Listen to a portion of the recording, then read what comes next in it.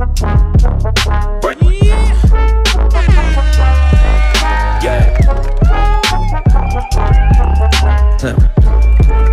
King Joe.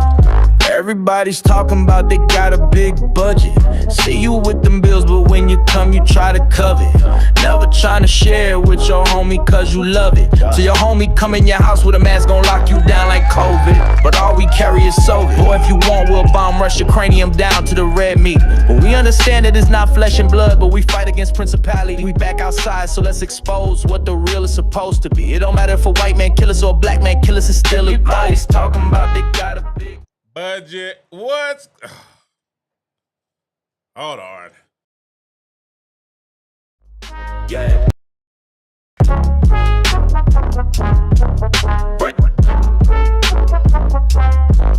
Yeah.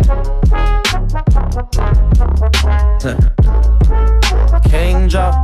Everybody's talking about they got a big budget. See you with them bills, but when you come, you try to covet. Never trying to share it with your homie, cause you love it. So your homie come in your house with a mask, gon' lock you down like COVID. But all we carry is Soviet. Boy, if you want, we'll bomb rush your cranium down to the red meat. But we understand that it's not flesh and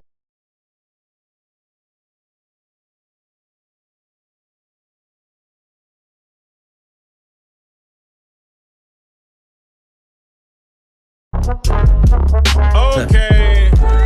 King Joe. Everybody's talking about they got a big budget. All right, here we go. Let's try this again. Let's try this one more time. How's everybody doing today? Everybody having a great day?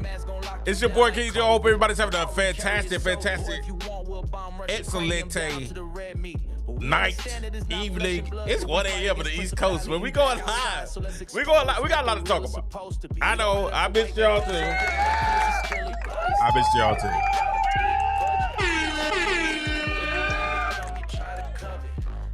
Oh man, it's been a lot going on. A lot going on right now. The issues had a little tech difficulty, but we still here.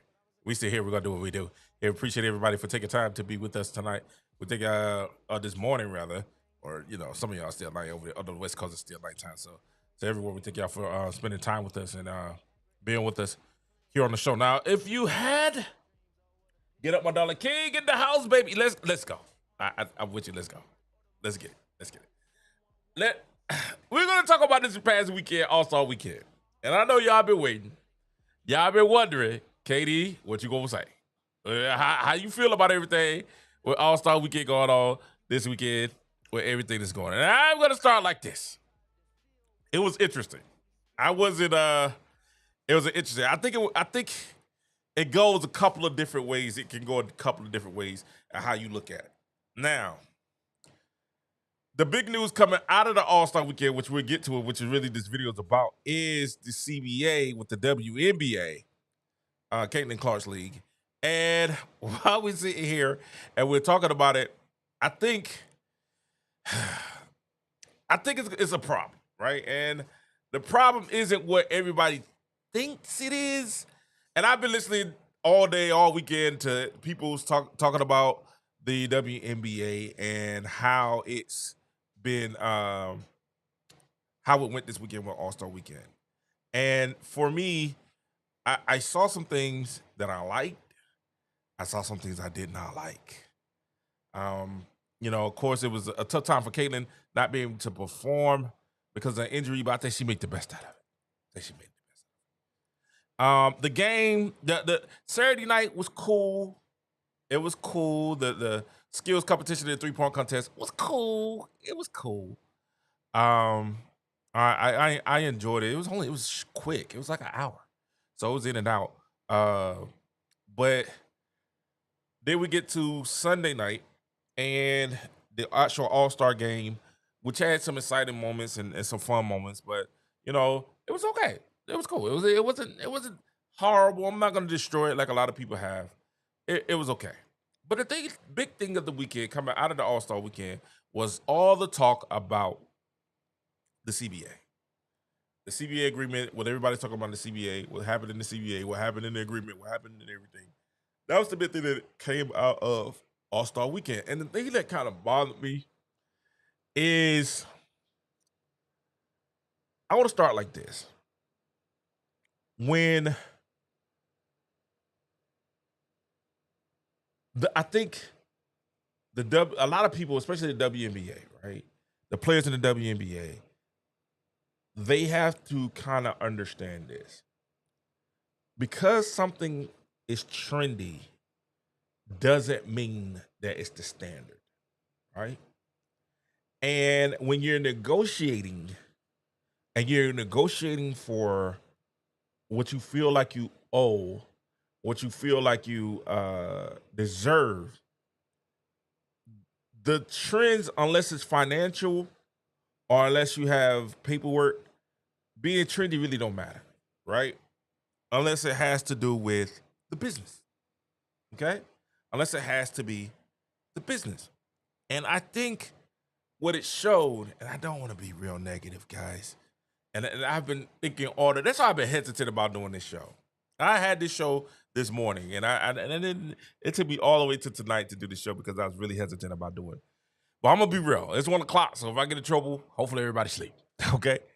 But I think what the W All-Star weekend, which shows a lot of camaraderie, which showed a lot of which I liked, which showed that the players can, for the most part, get along. There was some issues, y'all know. Dejanay got it with them young ladies. We'll get to them in a second. Got into it with the young ladies, the most popular group of the weekend. But I think at the end of the day, I really think the WNBA players dropped the ball. At the end of the day, I think the players showed this weekend why they're not necessarily ready to go to the big leagues. You know what I'm saying? I don't think they're actually ready to go to get there yet. I think as much as I love them, and we blame a lot of the problems and situations, we blame it on the league. And don't get it twisted, the WNBA is trash. Like it is trash. But the players have to take some responsibility also on their side. And this weekend was a really, really important weekend for the players because they're going within their collective bargaining agreement. And the issue is that the players, honestly, they fell back into pushing the agenda to the forefront, or at least equal, than keeping it straight about the business. And what ended up happening was when you mix the agenda and business, sometimes it can work, but majority of the time it doesn't. And I think and I'm trying to choose my words carefully, but I think I'm just gonna have to say it. I think the WNBA players went back to, let's go back to our agenda of LGBTQ plus, and it kind of made them look bad.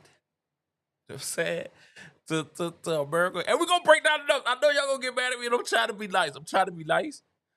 And it kind of, to me, like I know I'm a traditionalist, right? I'm a Christian. I'm a traditionalist. I'm a moderate, leaning conservative because of my beliefs, all that, right? But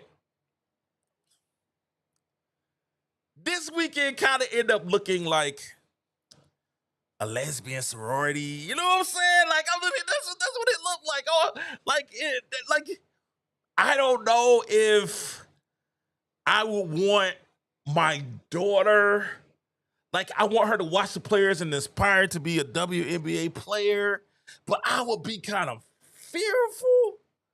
You know, I'm trying to watch my words. I'm very trying to watch my words very carefully.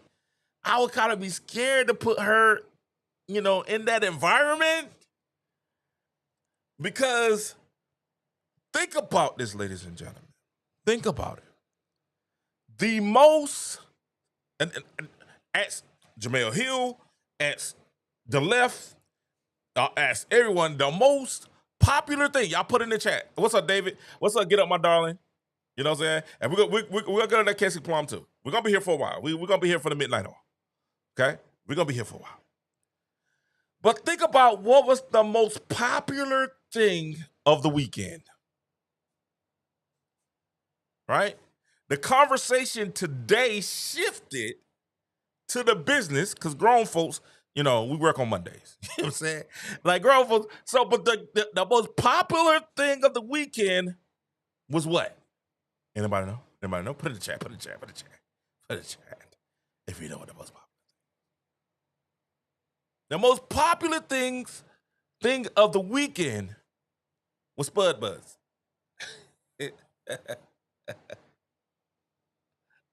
The most popular thing of the weekend, you know what I'm saying, was Stud Butts. That was the most popular thing of the weekend. What's good, Chicago Cheetah? The most popular thing of the weekend was Stud Butts, right? Now, for us, that's I'm in that tween age. You know what I'm saying? I'm getting older, but I ain't too old to understand what that means and what that's talking about. And we all kind of know what that means and what they was talking about when they call themselves a stud. That ain't talking about, I'm a stud. That's talking about, I'm a stud. You know what I'm saying? They call stud. The most popular thing was Stud Butts. Right? And everybody was talking that you saw them every time you saw something on social media, and then it ended up being on the media, everything was Stud Butts. And it was people legitimately saying, I can't believe they said that on the air. You know what I'm saying? It was people like, ABC actually said that? They let them come on? It was people on like ESPN, they all was like down for the cause. And I'm sitting up there thinking, I'm like, all right, cool. I have no issue with it. Listen, man, love who you want to love. You know what I'm saying? Love who you want to love. Be who you want to be with. Let me preface this. Be with who you want to be with. Love who you want to love. As for me and my house, though, we're going to serve the love. You know what I'm saying? That's just where I stand. Right? So I'm more of a traditionalist. No discrimination, none of that. Just some more traditional when it comes to me, like, male, female, husband, wife. That's king. That's me. But what was promoted all weekend, you couldn't go, was Starbucks.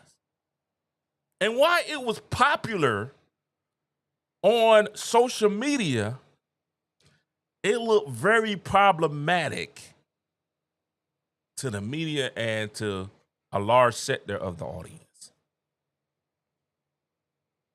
And what it shows, I heard Colin Cowherd said that the WNBA has the players have to grow up.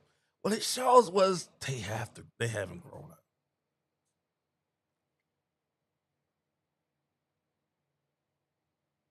We saw some things that if we saw in the NBA, them guys would get it. Them guys, if we saw some of the things that the ladies did, if we saw LeBron James or Steph Curry or any of the stars do some of the things that we saw this weekend, it would be a problem. As a matter of fact, and it has a big deal. It has a big, let me calm down. It has, because I'm as y'all can tell, I'm battling this conversation because I don't want to come off as being that dude, but I gotta be that dude. You know what I'm saying? But when you sit there and you watch it, you just ask the question, where are the adults in the building? Where are the people say, hey man, do what you want to do, but keep that off camera because we're trying to grow something. Right? Do what you got to do, but let's keep it a little private, because, hey, I understand it's trendy, but we're trying to uplift the standard. And what you're asking is, and let's keep it a buck, what you're asking is old money to give young people money. The collective bargaining agreement and those owners are old heads. Now, they may be liberal, they may be conservative, they're old heads. But when they invest in you, they're investing that you are mature enough to handle the investment, to handle the responsibility of the investment. And it's crazy because now we having these conversations. Now we seeing all the liberals come out, such Jamel Hill talking. And Jamel Hill, I respect you, but I didn't agree with anything that you said. You said a whole bunch of, you was bloviating for no reason. That John was crazy. Nothing you said made sense. But, and I'm gonna break it down. I'm gonna break it down in this video. Y'all stick with me, man. Stick with me. Hit the like and subscribe. Thank you guys so much for your time. Hit the like and subscribe. We're gonna get into, I told you we had tough discussions in this show. And this is one of those discussions. So, and let me preface again, love who you love. Be in love with who you be in love with. Serve the God that you want to serve. But as for me and my house, we're going to serve the Lord. You know what I'm saying? We're going to serve God, right? But this is the issue, ladies. This is the issue. And this is what it looks like. Where you're trying to go, where you're trying to get to, and I've always said this. I said, hey, you can be, and this is where I think Angel Reese got down apologetically Angel 3 years when I did the show about her. I think what you have to do is you can be an apologetically you, but you got to deal with the scrutiny. And sometimes scrutiny means you may miss out on some opportunities because of what you believe and how you carry yourself and how public and open you are with your lives. Right? Now, do I think that the NBA is perfect? No. But when we had David, before we had Silver and we had David Stern, he made sure there was a transition that went on from the NBA to where they were pre-1984 to where they had gotten to 1999 to 2011 to where they are now. It had to be a transition. It had to be a maturity process. Because what they won't tell you is this. And from 79 to 84, because a lot of people wasn't alive. You know, I was a baby. I was a baby around that time. During that time, aging myself. But during that time here, listen. The league had an issue with kind of being too black, too down, right? So they couldn't necessarily cross over into that area that they wanted to get to because, you know, we was living in a different time then. It was living in a time where it was, you know, a lot of racial situations going on. And people would use that against the players and against the league. But then around 1984, the league had a player named Michael Jeffrey Jordan. And when they had this play, well, first before they had that, they had Magic and Bird. I'm sorry. The league had Magic and Bird coming in, which kind of further exacerbated the racial dynamic. But at the same time, people were watching. They were interested in what they were seeing during that situation, during that time. You had Bird and you had Magic. Like the quintessential in different ends of the spectrum. You had the white man from French Lick, Indiana, and then you had the young brother from Michigan, right? So you had that going on, and then what happens is, but they could ball. Let me first say that. They could ball. They were extremely talented. Extremely talented. And what happened in that dynamic was they came back after that. They had a young man named Michael Jeffrey Jordan. And Michael Jeffrey Jordan took what Magic and Bird started and grew on it. So from 1946 to let's do a history lesson. Let's go history lesson. Right? Because the WNBA has to go back and study their history and try not to make the same mistakes, but they're still doing it because they're agenda driven, right? And I tell you, you can be agenda driven, but sometimes it comes against what happens when you're trying to deal in business. Now, every now and then you can get your agenda in business to align, but when your agenda is bad for business, what are you saying, King? All right, let's do a history lesson. In 1940s, well, before we do the history, let's talk about it. All right, so I know the ladies want to stand for something. And this is what everybody keep throwing in our face. I hope y'all listening. Y'all been quiet in the chat, so I hope y'all listening and seeing where I'm going right now. A building, rock with me. This is what I have to understand this is what I have to show you guys. The agenda for the ladies is, hey, we want to get paid more money and do what we do. Live how we want to live. Show that it's 2025 and this is acceptable, right? So if you do the math, though, the math ain't mathing. And this is the issue that the WNBA has had. The stigma is, if you listen to Casey, her more about right conservative, media, which I listen to both, the right and the left. But if you listen to more about white conservative media, they'll say the issue is it's a bunch of lesbians cosplaying playing basketball, right? That's the narrative that's around the league. So you're sitting there saying, hey, they're hating on us because of our sexuality and our gender, right? And they're saying, nah, it just ain't for us. Okay? Which they have a right to say, right? They have a right to say that's not for me. That's not something that I want to indulge in. Or have my family indulge in. Or have my kids indulge in. That's their right to say it. Okay? Whether you agree with it or disagree with it, we talking real tonight. Let's keep it focused. Let's keep it a buck. Let's keep it 100. Let's not skim. Let's go ahead and have the serious conversation that it is. Right? So, but we're going to look at the numbers. Because you got to when we're talking business, I tell, even when I talk to my wife, when me and my wife are doing the budget, our family budget, I have to tell my wife every now and then, Ella, baby, take your feelings out of it. I know it's hard. But baby, you got to take your feelings out. Right?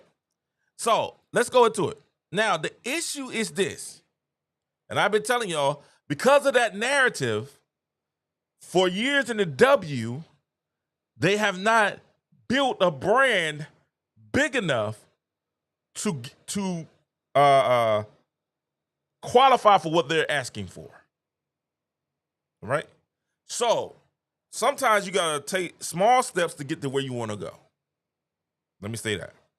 Now, let me go ahead and give you the hook. Do I think they're gonna get a raise? Yes. Do I think they deserve a raise? Yes. Are they gonna get 50%? No, not even close. And would it be fair for them to even ask for 50%? No, it's not. It's not fair for them. Right? But this is the problem that they have, and this is what the WNBA's issue is. I'm going to tell you, WNBA, what's your issue? Y'all just ain't going to like it. They ain't going to like what I'm about to say. And I've been listening all day waiting for somebody to say this, and ain't nobody said it. But I'm going to say it. The issue is the fact that you keep perpetuating LGBTQ plus in your narrative and your agenda, and you keep strutting it out, but you want to get paid like a large brand corporation. But the problem with that narrative is it's not a large sustaining type of narrative. What do you mean, King? The LGBTQ plus supplies only 25% of the LGBTQ plus community supports. This is according to research. Only 25% studies show that the WNBA Pride campaign successfully navigated balance and appealing to LGBTQ plus consumer with alignment with some heterosexual fan base. Around 25% of the LGBTQ plus watch or attend WNBA games, demonstrate a dedicated fan base that support the viewership and ticket sales, right? So 25% of the LGBTQ plus support the WNBA regularly, but y'all continuously that's what y'all keep perpetuating now, right? So these are the numbers. This is y'all got to look at the numbers. Y'all get emotions, and you can't look at emotions in business because emotions without numbers is idiotic. That's a loss. Okay? So the problem with that is only 7.6% of the country well, before I get to that, and so yeah, you will get some mainstream audiences and some mainstream niches that'll support you. You get some type of sponsors. You get some major brands like Glossier, Fenty, Essence, CoverGirl, Sephora, that have embraced WNBA athletes, and they're drawing their authenticity through diversity and identities, including LGBTQ plus, right? So that is unlocking revenue streams, right? It is unlocking it. It is unlocking it. Then you can look at something like the expansion teams like the Golden State Valkyries, who's lean heavily on pride and queer-friendly branding, but you got to see where they're located. They're located in San Francisco, around San Francisco area. That's a high LGBTQ plus community, right? So they've sold out 9 home games, hitting 10,000 ticket sales. Their valuation is, and we're going to get to that word, because that's going to be a big word of the conversation. Their valuation is $500 million. But the problem is, majority of the mainstream brands still shy away from featuring more masculine, presently or openly LGBTQ Q plus players, right? Like Skims.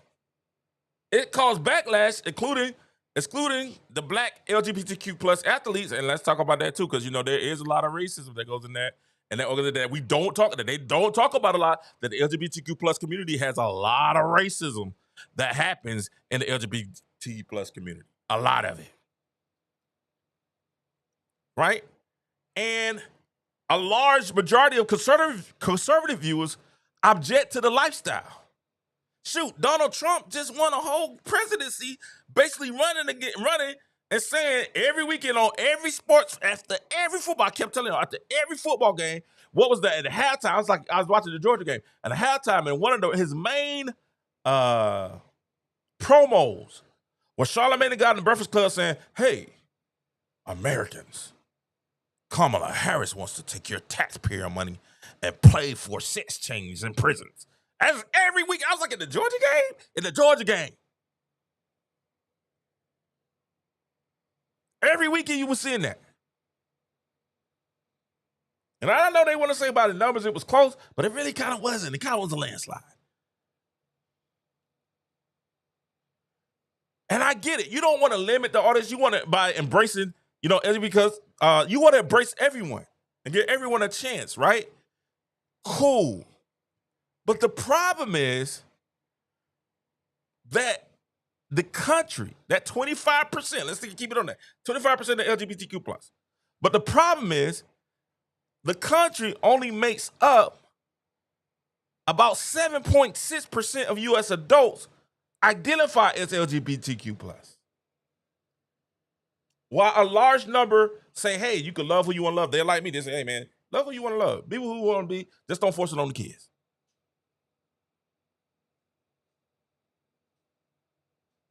All right. According to Gallup in 2024, 7.6% of U.S. adults identified as LGBTQ plus. So that means that about 93% does not.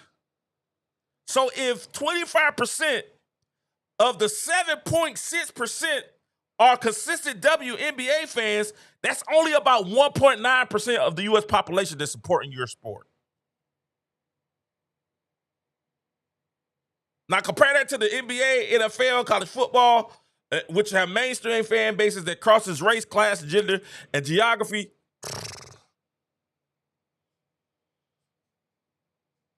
So let's be honest. Let's start there. If we're going to start and have this conversation, let's start at what you guys are broadcasting, what you guys put out. And the number one thing that happened during the All-Star game was Stud Buzz.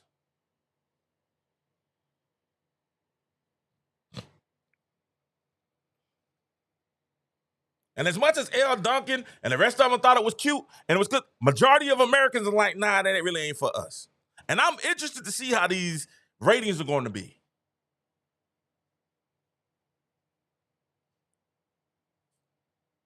So if you do the number, 25% and 7.6%, 1.9% of the U.S. population, yes, the WNBA is over-indexed in a small demographic. Then by math alone, they're leaning heavily into a niche that can't alone sustain a billion-dollar ecosystem.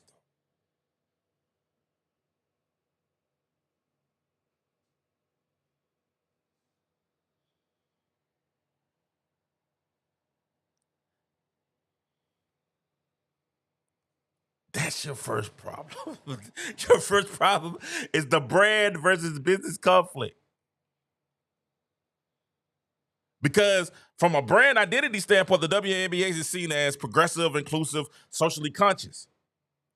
But from a business standpoint that identify, it alienates the more conservative sports fans, and it also limits the mass market TV ratings that you can get. The risk becomes it's a cause-based league rather than a sports entertainment product.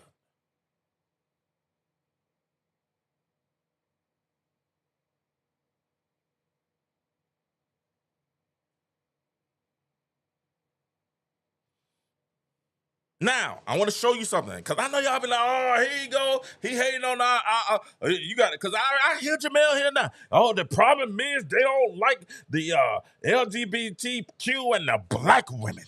That's what it is. Nope, that's not what it is, Jamel. You're wrong because we're about to show you to. Because WNBA viewership went up in 2024 to 2025.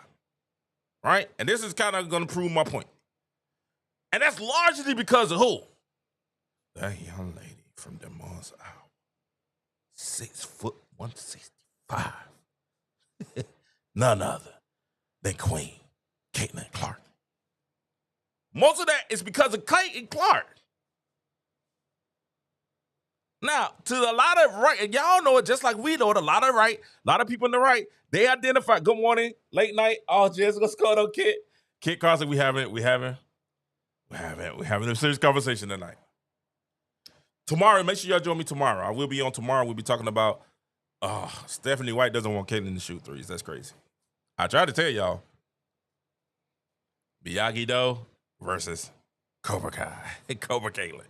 All right? But listen to me now. So what we're looking at here is we're having a conversation where you're building a national sports league. And you can't bank on 2% of the population. David said about 1.2 million. You can't bank on that to build the league to $1 billion valuation, right? You need broad-based appeal, neutral presentation, and a product-first focus to compete with the NBA, MLB, and the UFC. But you're asking to get paid like them, but your agenda isn't like theirs.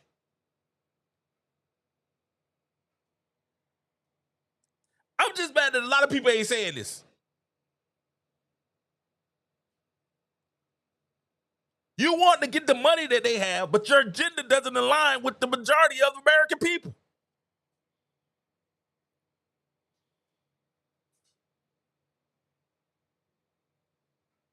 Think about the top three branded players in the WNBA right now. Problem, right? The ones I see the most on majority of commercials, the majority that have marketing. You have Caitlin Clark from the logo. You have Angel Reese, Reese's Pieces, 2K, McDonald's, and you have Asia Wilson. All three of those young ladies, even though the Spud Buzz tried hard to turn Angel Reese into a lesbian this weekend, all three of those ladies are what? They're heterosexual women that lean into their femininity.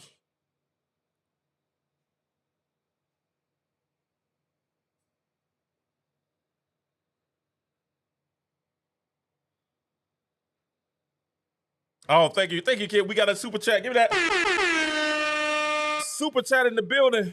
Kent Carson. He said 2,000. Kent Carson. He said, I give you props to others. Hope they reach out. I appreciate it, Kent. I appreciate it so much. Super chat. All super chats will be read live on the air. No matter what you say, we'll read them live there. Thank you, Kent, for that super chat.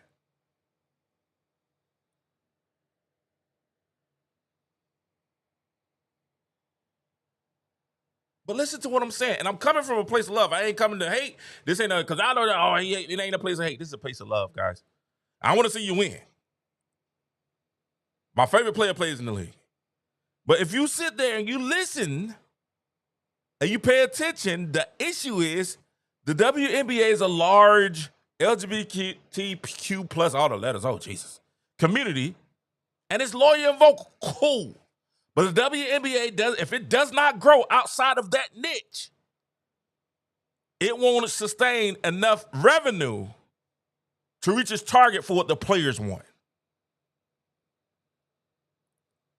So what I'm saying is your agenda is hurting what you're trying to do in these negotiations. Because what the business, let me tell y'all what to do. Y'all see I got the Dallas Cowboys, my blue and gold Cowboys.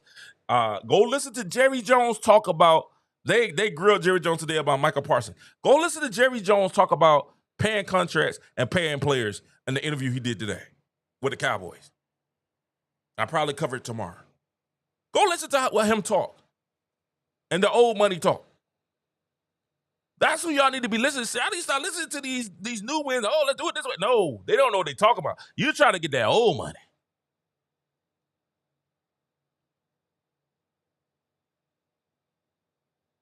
Your niche is hurting your niche is hurting your growth.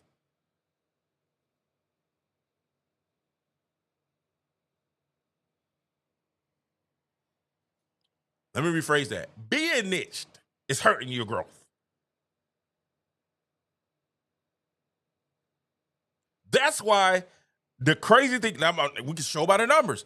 That's why the numbers, before Caitlin Clark got there, the numbers around what? 800,000, 600,000, 400,000, 300,000 people watching. Y'all had a finals with only 800,000 people watching. That's about what? That's within that 1.2 million, that 1.9% of the of your viewership.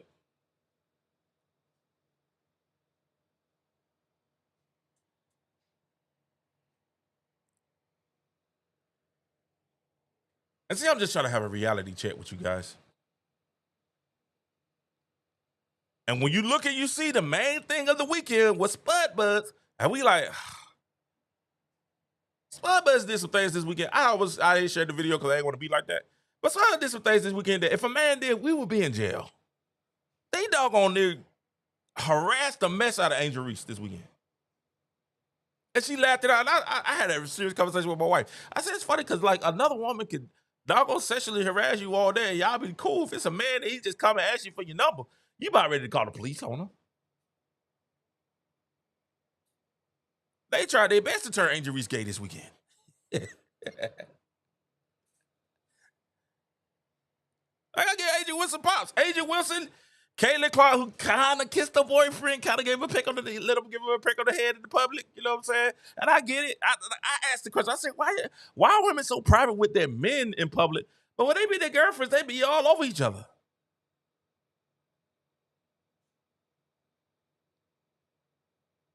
But if you think about the people who you had Asia Wilson, Mafisia Collier, you had Caitlin Clark. Those are three examples that you had of heterosexual relationships in the W. When we get to those homosexual, you had a whole list of them. You had a whole list.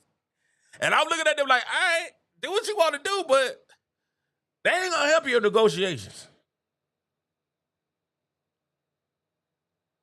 Because if these ratings come back and they say, hey, man, you guys have the opportunity to carry yourselves a certain way, they put yourselves out there. Because everybody's talking about the T-shirts, which was a bad look.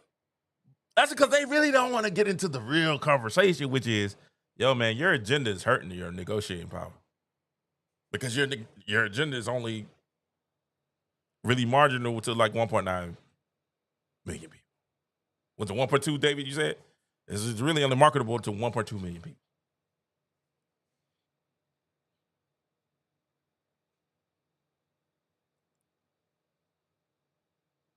So the WNBA is going to have to make a decision.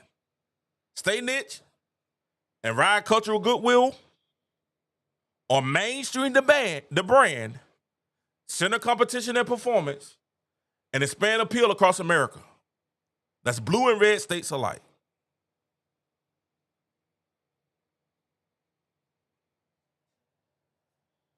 Y'all got a decision to make.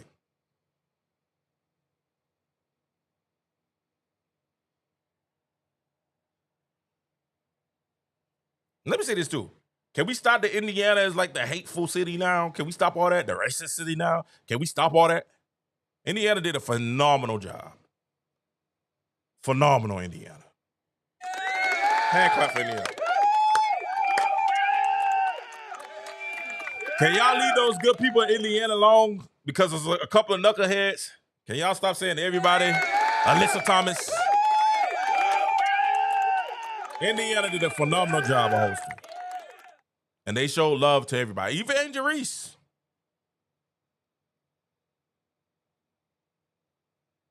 But this is the problem that they have. And you had a lot of parents. I know people would hit me up, and I was sitting online, they was like, God, man, like, man.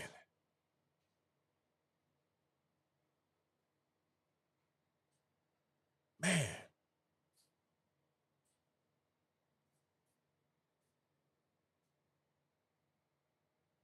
Hey, I appreciate that, kid. That'll be in the world. That'll be in the world to me. And I watch all those anyway. That's the issue. And ladies, I want to see you win. I don't want to see you lose. I want to see you win.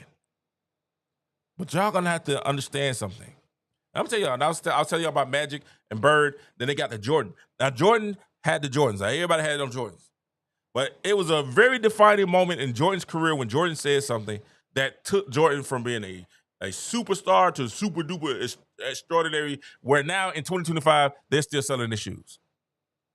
And now in 2025, NBA players are saying, the NBA players that played with Jordan back in the league, the Charles Barkley, Isaiah Thomases, all those guys are saying, we're still eating now because of Mike. And Michael Jordan made a tough decision. They came to Mike and they said, hey, man, we want you to support this Democrat to beat this Republican. And Michael Jordan made a comment, and this is what the WNBA, I don't know if y'all wanted to make this statement. Michael Jordan said, hey, man, the Republican buys shoes too.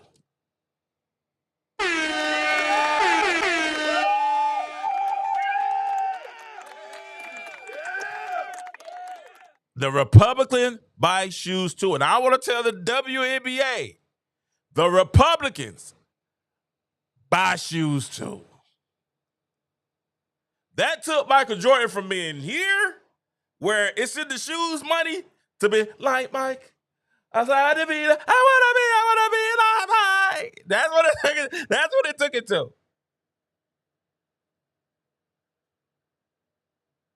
That's what it took it to.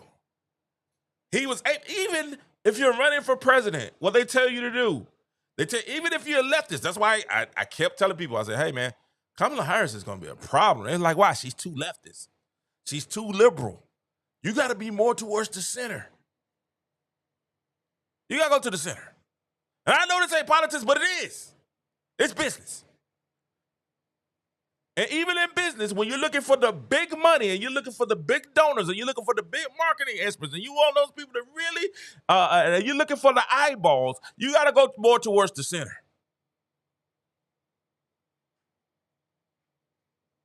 You got to recognize, WNBA, the red states watch basketball too.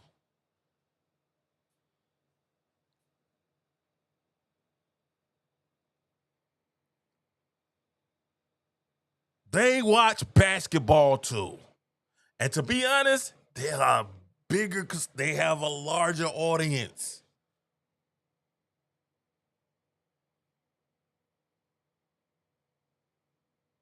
And that's why you're only getting that's why you're getting less than 1 million views when there's no Caitlin Clark. Just think about it. When Caitlin Clark plays or she's in the game, who comes out? Y'all are saying it yourselves. Y'all say it all the time. Y'all be like, all the reason Caitlin Clark popular because all the racist white folks. Exactly. And they ain't racist. They just conservative. You tell it yourself. So you know, hey, it's a demographic that we're not pulling. It's a demographic that we don't market to, that don't watch us. We got to find a way to make ourselves marketable to that demographic. If you do that, all this other stuff will fall into place.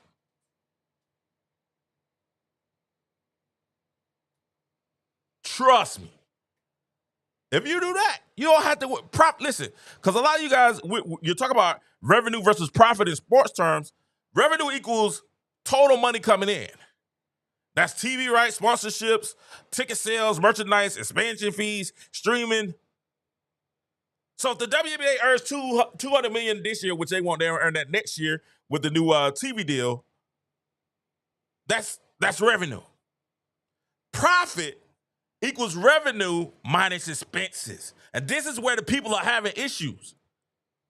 This is where this is what's left to pay. They have to pay for everything.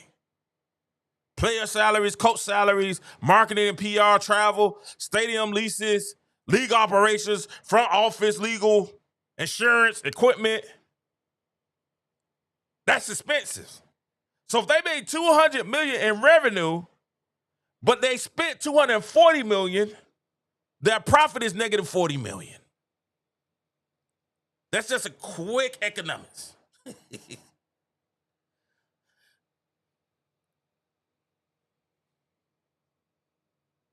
But this is the problem.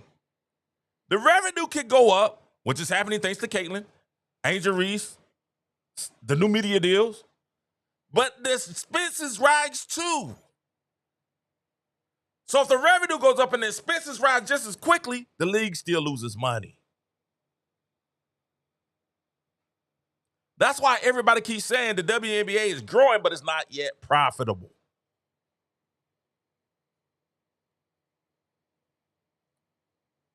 This is the problem with the CBA, that what you guys are asking for. Because the league is generating more revenue, thanks, Caitlin.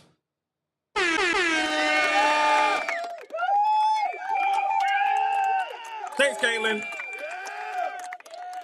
Why is the league generating more revenue, thanks, Caitlin? Because Caitlin brings in a whole different audience that's not appealing to you. I don't know why people just won't say it. Call a spade a spade. Ben Daniels.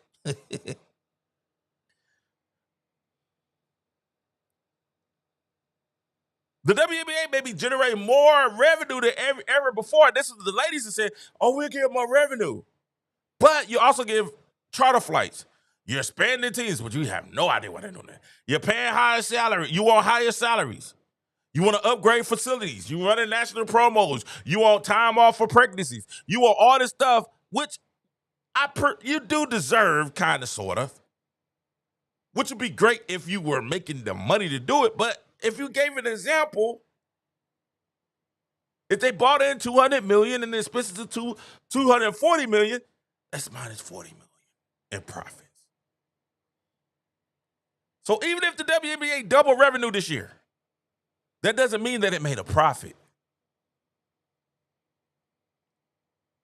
And we're in business to make a profit.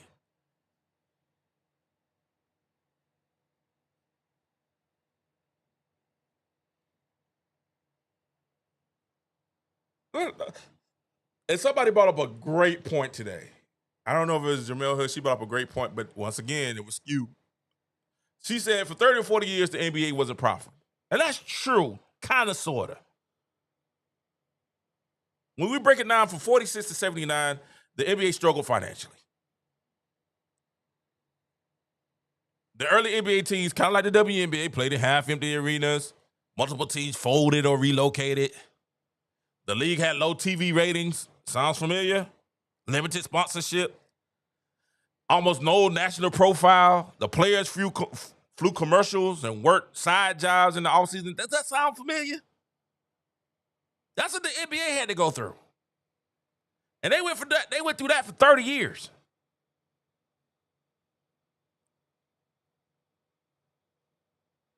In the 70s, you had the whole, they too black, they too street, by mainstream America. You know, they were saying they were using cocaine, you had bad PR.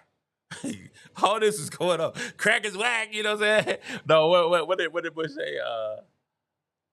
What did Papa Bush came up with that? Crack, it was something about crack. I know crack is whack, that's Whitney Houston, but it's something that she had. Say no to drugs or just say no or something like that, right? Then you had the ABA merger in 76. They thought it was going to fix it. It didn't. The TV shows were on broadcast delay. They weren't on national television. People wasn't watching it. And this was from 1946 to 1980. And then lo and behold, guess who they drop in? In 1980, Angel Reese and Caitlin Clark shows up. Magic and Bird showed up. And it sparked the turnaround. Revenue began to rise, but expenses were still high. Why are you telling us this, Key? Because the ladies want to do like the men, without going through everything that the men went through. The league didn't really turn the corner financially until David Stern took over in '84. And he found this kid, like I said earlier, Michael Jordan.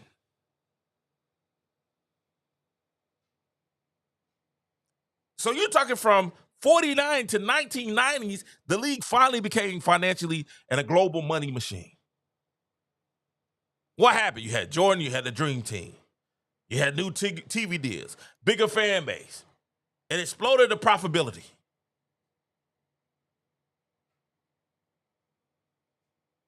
So yes, for 34 years, the NBA wasn't profitable, but they dealt with it. And when it was time to grow, they was like, all right, it's time to grow.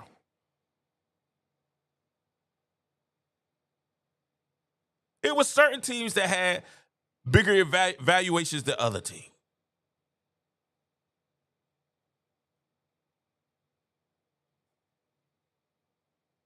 Now, the crazy thing is, and because they brought up, I heard a couple of people, Jamel Hill and others, he said Juju might be Michael Jordan.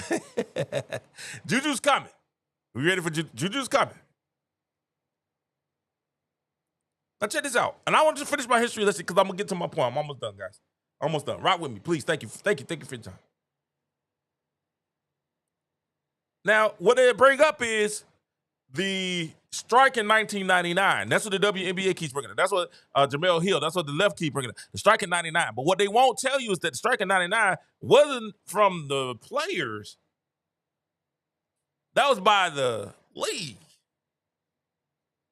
The lockout was caused by the owners because there was no salary cap. It was players was getting crazy money. It was more of a free market negotiation. The owners locked out in 1999. That's what they won't tell you. So the players came back to the table. They got a salary cap, a soft salary cap, and then they got 57% of the basketball-related income, the BRI. So pretty much 57%. And that maintained for about 11 years. Y'all remember 2011. Now, I know some of y'all was born then. Y'all are able to remember the lockout in 2011. Guess who locked out then? It was not the players. It was the owners who locked out again. Because they said, we're losing money. We paying them all this money, and they're making 57% of the revenue, and we got all the cost. We're paying for the arena. We're paying for the flights. We're paying for the jerseys. We're paying for the refs. We're paying for everything else. And these guys are getting more than us. How is this fair? So the owners went on strike.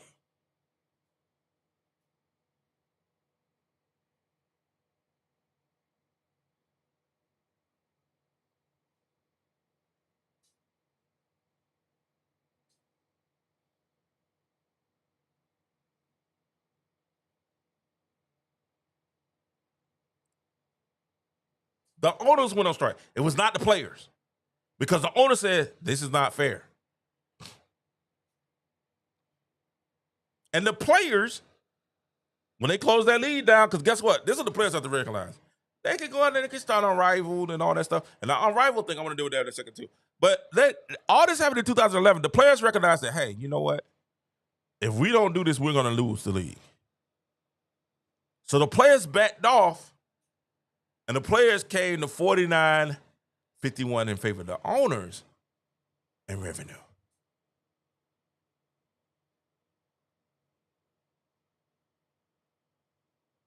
Now I think it's 50-50.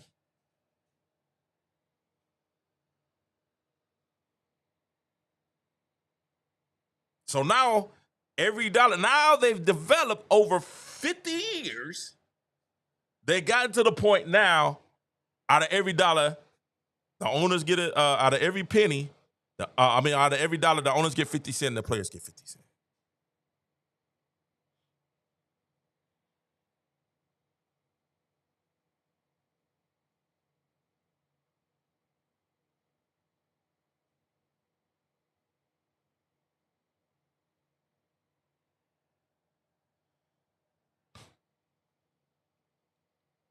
And let me tell you something about the owners. The owners locked it out for 204 days in 99. And then locked it out for 161 days in 2011. The majority of the owners was all right. They had to show them, hey, this is a business and I'm the owner.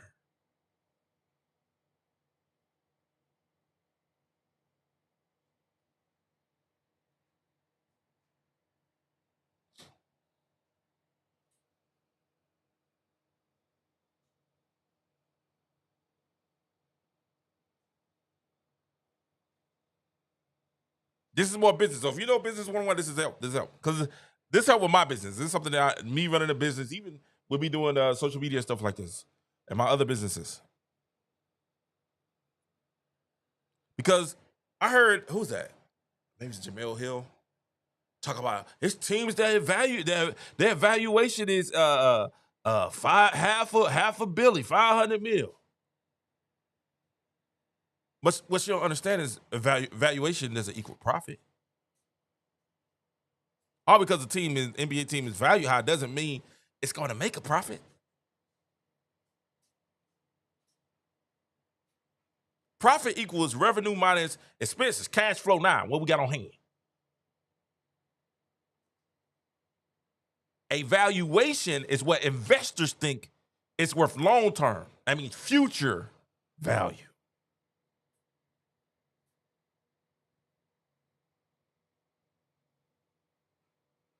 So when you see the Valkyries that are was it the Valkyries? I think the Valkyries evaluated 500 mil.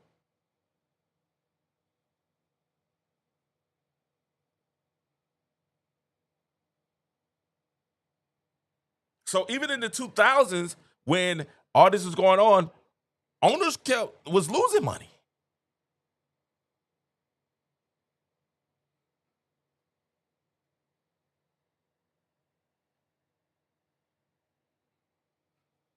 But they kept it because the valuation was kept rising. So a team that made 10 million profit but was valued at 1.5 billion was still a great investment.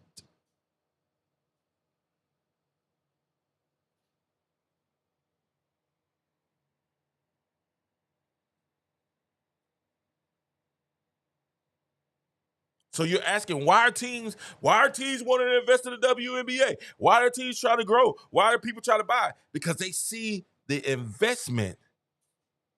So even if they lose 40 million, and let's deal with that, because they try to say, well, who told y'all it was 40 million?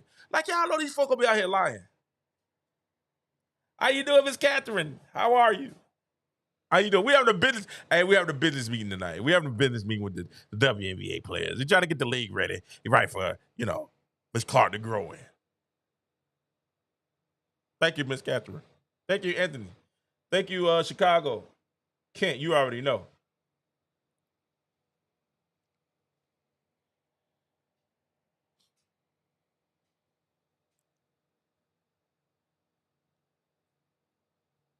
The Phoenix Suns sold for $4 billion in 2023. These players now, if y'all seen the league, these owners are starting to cash out on the WNBA. I mean, on the NBA teams, they're cashing out on them.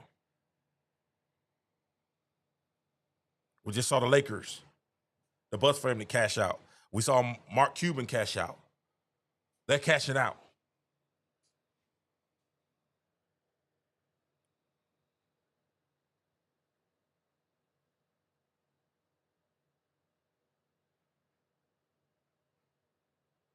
So yeah, investors look at, and let's go back to what the investors look at, right? They look at media rights growth, which they got a $200 million a year, was a $2.2 billion dollar media deal that kicks in next year. Cultural relevance, so you got stars like Caitlin Clark, Angel Reese.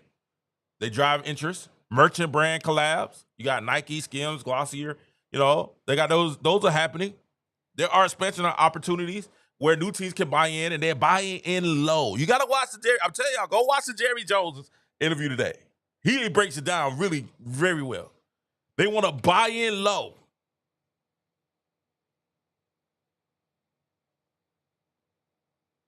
And if you keep putting players like Caitlin Clark, Angel Reese, Juju coming in, players that kind of lean more into their femininity, if you keep doing that, it's possible you can get global streaming. So yes, the WNBA loses $40 million this year. They're projected that the future value makes it attractive to investors looking 5 to 10 years down the road. Not right now.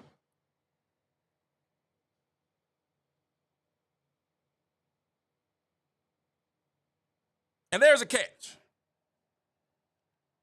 And the catch is that high valuations are based upon projected future growth and are only sustainable if the fan base expands and monetization improves. If not, that valuation bubble bursts. So it only works if the fan base expands. That's the only way it works. That's why I started and said, hey, your agenda is hurting your over-under.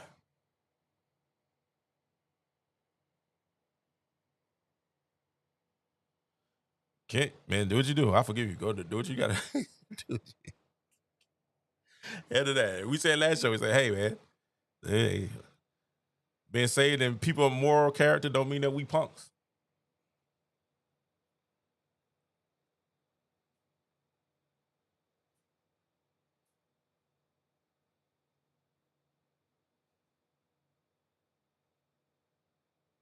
So what I'm trying to say is owners are looking in this CBA agreement, WNBA, the owners are looking at valuations.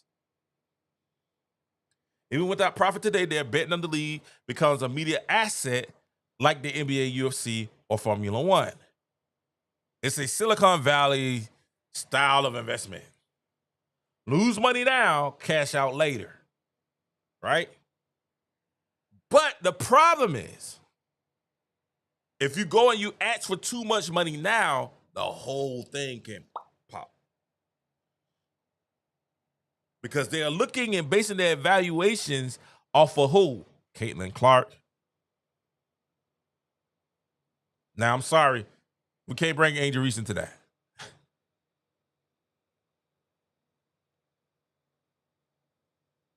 Anthony, I can't bring Angel Reese into that one.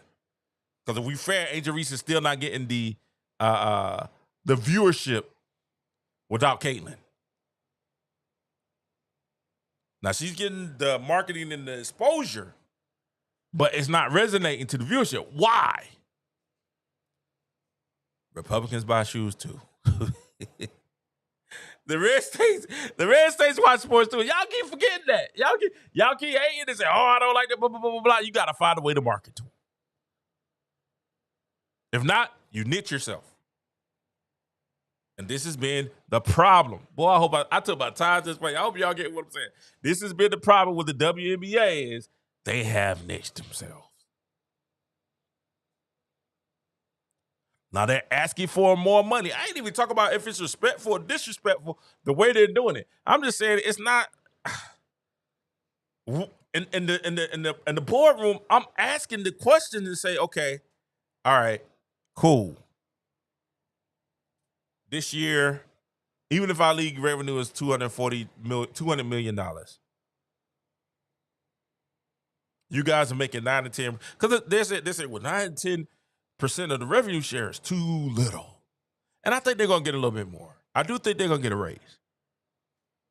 9 to 10 is kind of small. It is little, right? But if we do it, if we look at the numbers and revenue, right? If we do the business numbers. And this is estimated for 2024. Because this is the thing, the media has been trying to play these games. Y'all got to watch the little games the media try to do. They try to put these little narratives out there that say, who told you they were losing $40 million? Like, that ain't against the law. If they lying about their money and their valuation, the NBA get up there and lying about that, or they lied to the IRS, or they lied in negotiations, that's you're breaking the law.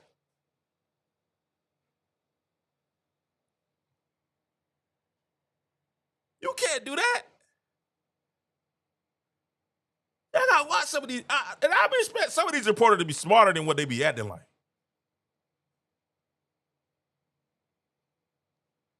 Jamel Hill.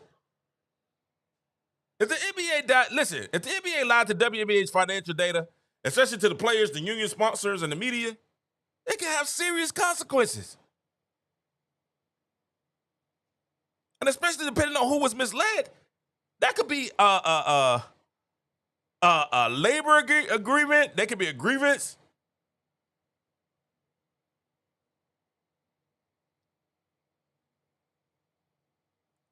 You talking about lawsuits, contract termination, loss of corporate trust. You got all this stuff that happened.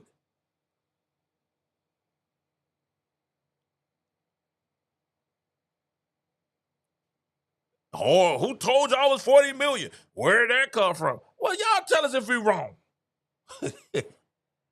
Come out and publicly say it's more than 40 million. This year, we're not gonna lose 40 million, we're gonna make a surplus of 20 million.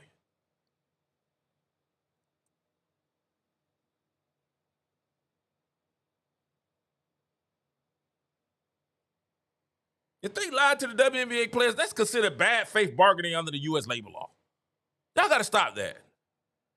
Y'all let these folks get on radio and act like because they were journalists. All journalists aren't good journalists. All right? And all because they're on TV doesn't make them a good journalist. I mean, they got a choice that somebody else, they got a chance that somebody else didn't get it. Y'all seen enough takes on TV to understand that every journalist on TV isn't a good journalist.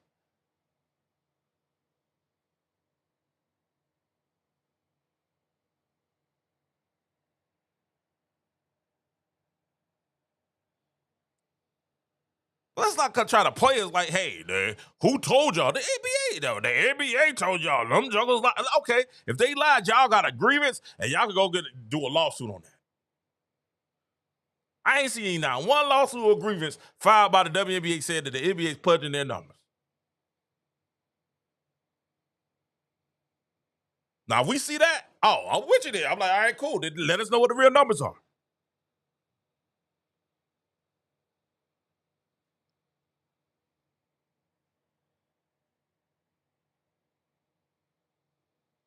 But we gotta stop playing these games.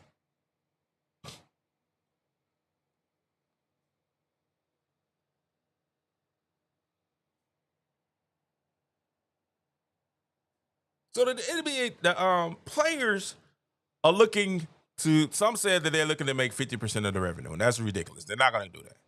It's not going to happen. That's 0%. It's very unlikely they do that. Because more than likely, if you do that, you bankrupt the league. 50% $200 million, $100 million player pool. That'd be 5 times more than today. But the league would lose $140 million this year. That's not sustainable.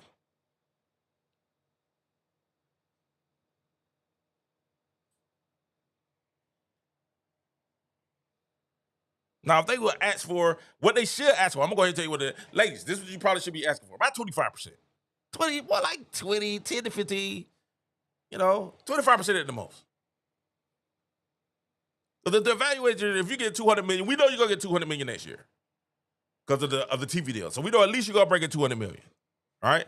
So 25% of 200 million would be 50 million. And that's 2 times higher than, what you get now. And that's more realistic. Especially when the future media money kicks in.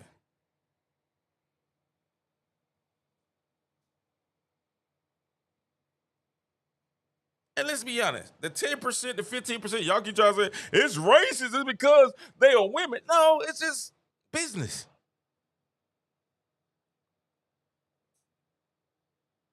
It's actually kind of justifiable until revenue grows. The losses shrink and profitability sustains.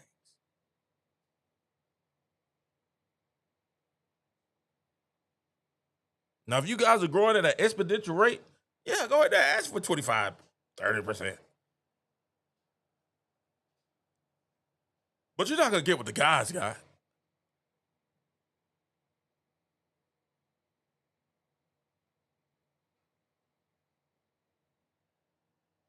Now, I understand you got valuation, but, valuations don't protect a league from bad business decisions. especially one like overpaying players before the money is there.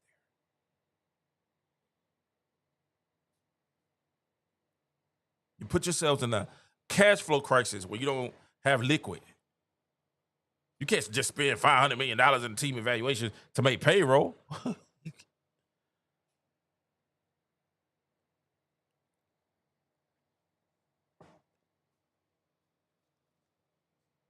Because if you do that, you burn money, you burn cash faster than you earn it.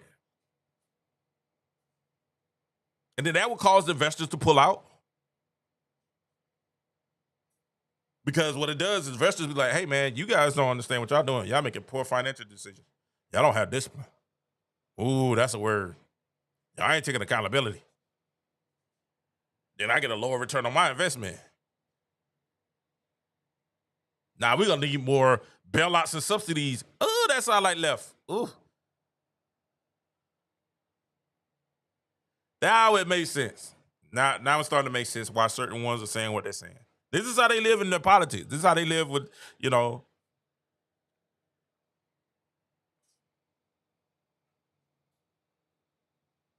A lot of these people live like this. And I'm saying it's cool, but y'all got to understand that it's not sustainable. And you have to make some changes sometimes.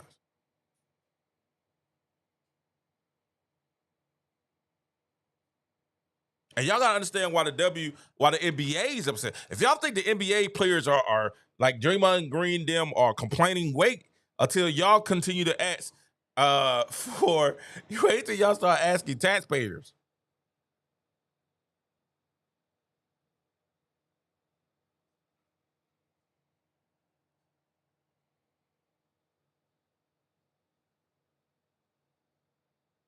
So if you overpay, you kill momentum. Even with growing valuations. You can't grow teams, you can't upgrade the market, you can't pay for TV production, you need to pay for better referees. And they're not gonna just spend $100 million just to be like, oh, it's the right thing to do. They're like, what? To who?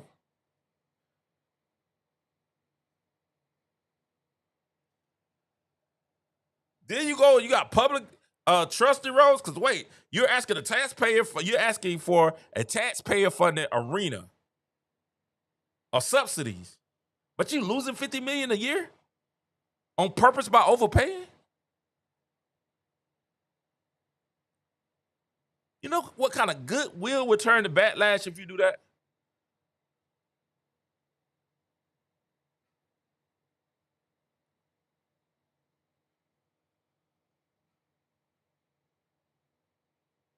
Don't forget there was this league. What was the AAF, Alliance of American Football? High early hype, TV deals, overpaid some players and vendors. They burned their cash out so fast, they folded in 8 weeks.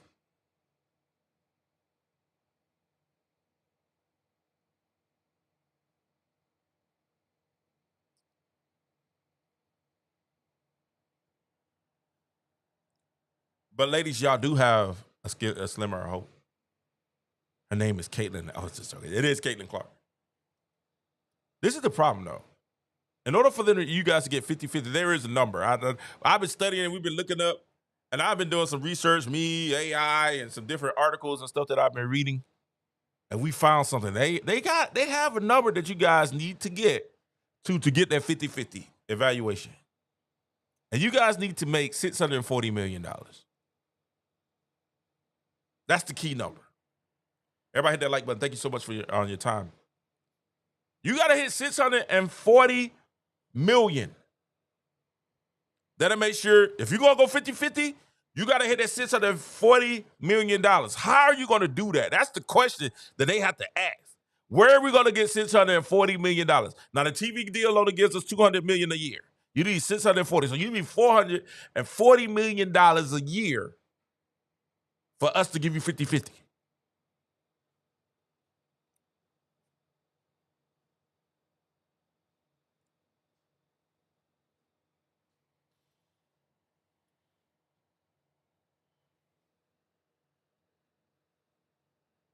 because the owners aren't in this to lose money. And I don't get it twisted. All because they said it's a long-term investment. That don't mean that they're trying to just give away all their money now. That's crazy.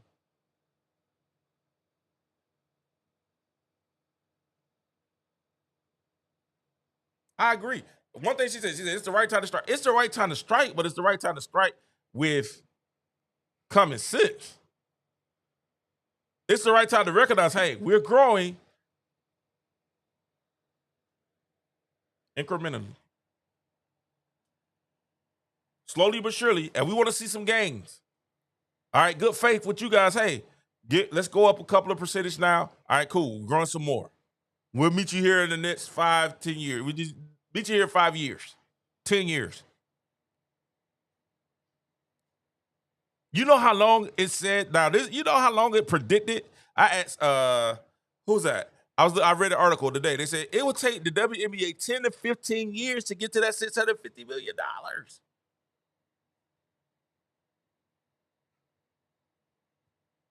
Unless y'all cross over.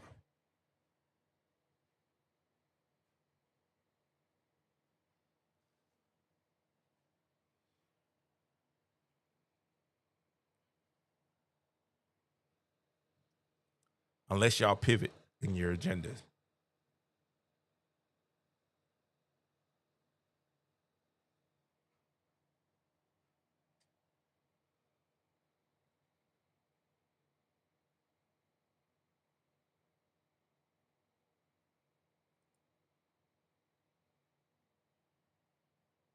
There's a reason why a lot of business people, a lot of businessmen and women are being like, nah, not now. Y'all got to pivot.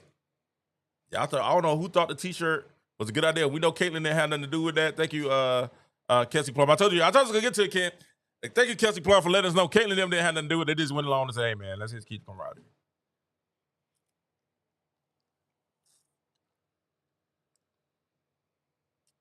Let's just keep the camaraderie. We'll do it. If y'all do it, we'll do it. Come on. Y'all heard Kelsey Plum. She tried to throw a jab, but now it looks like it might have been the best thing for Caitlin and them to do not to show up to that. Because it's been like, they just waited to Monday. They waited to today to just kind of kill the whole t-shirt thing. Like, do you see how tight these jokers are?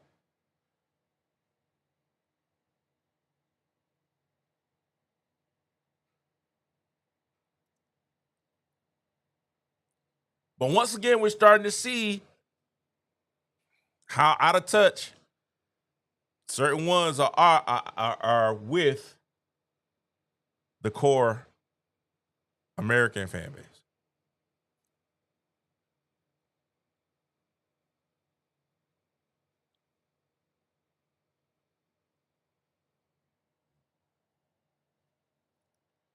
Y'all know I'm not a big proponent of the WNBA, but on this one, I'm kind of leaning more with the owners on this. This for right now.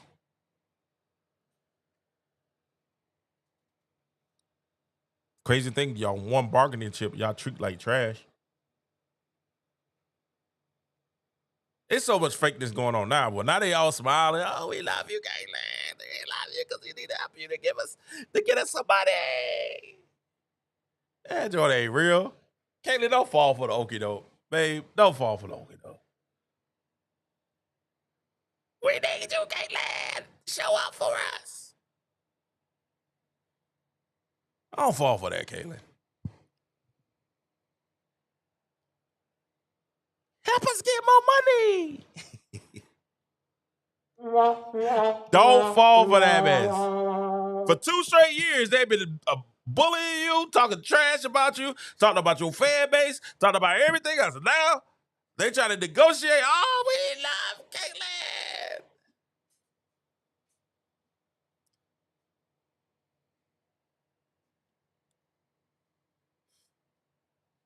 That's my girl.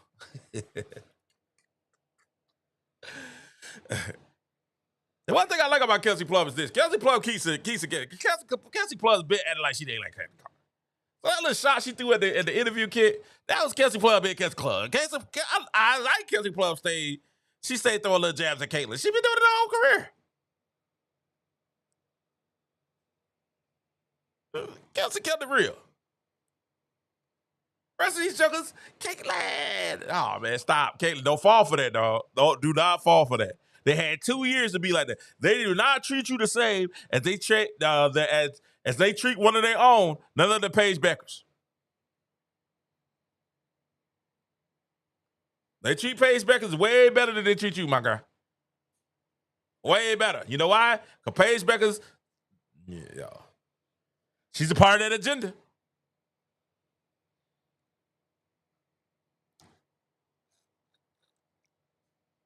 And listen, man, these jokers will use you to get views. Oh, yeah, we definitely, the truth hurts. Now that the truth start kicking in, they got to get up out of here, kid.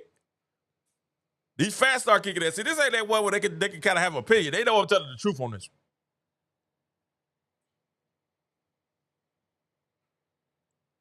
They got exactly what they wanted in this All-Star. I want to see them ratings tomorrow.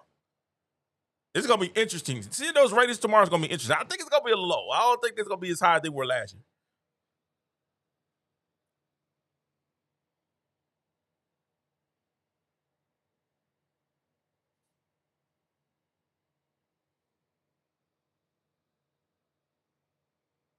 We need Caitlyn to come to the meeting.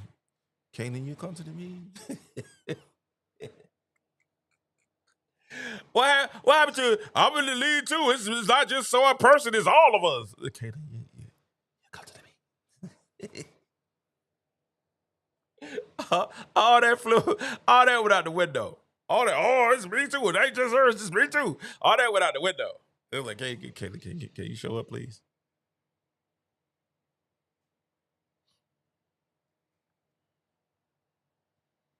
You know, Fee and Stewie is doing their thing, but Caitlyn, we need to. Fee and Stewie, let me say something, man.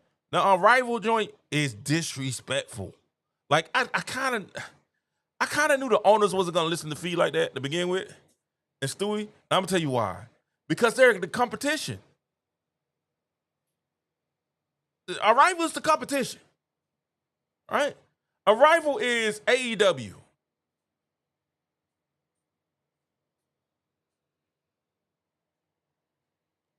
Unrivaled is AEW. The WNBA is WWE.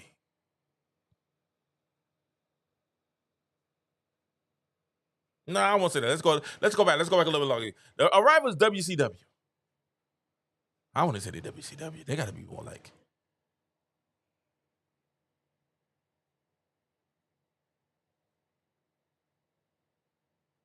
TNA.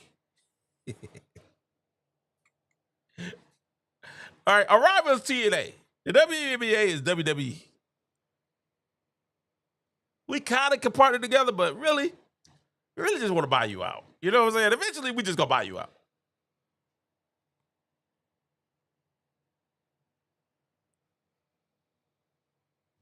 And to be honest with you, if I was in that meeting, I would have told T, hey, the Fisa would say what she said, and I would have kind of had something to say. I would be like, young lady, like, I really have an issue with something. You gotta explain something. And then they'll make all this excuses. Well, we don't get paid enough to live. All right, so this is another thing too that no one really talks about that I'm gonna talk about. Hey, no. I'm a WCW fan, or I'm a Four Horseman, Nature Rich. That's why I changed it to TNA. That's why I changed it to TNA. I'm a Nature Boy, Ric Flair. I grew up on that Sting, Lex Luger, man, Ronnie Garvin. You know, I grew up on that. You know what I'm saying? The Rock and Roll Express, the Midnight Express. Oh, the Road Warriors. What y'all talking about? Y'all know nothing about that. Well, that was about time. No diss whatsoever. Love that. I'm from the South, man. That's us there, boy. The WCW. Yeah, that's right up in Atlanta. I'm in Georgia.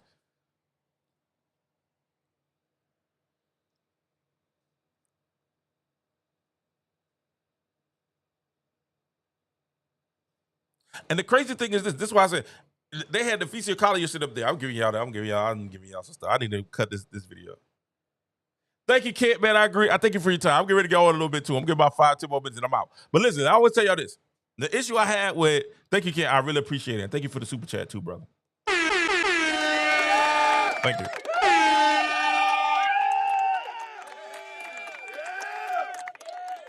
But listen, let me say this. I would have felt some type of way with the Fisa Collier in the negotiation. Because when the Fisa Collier them did was very disrespectful. I would have had an issue. I had an issue, and I knew this All-Star was going to be kind of iffy to begin with because I had an issue with what Nafisa Collier did. Now, she went out there and ball put on the show. She threw up 38 points. But it's like, yo.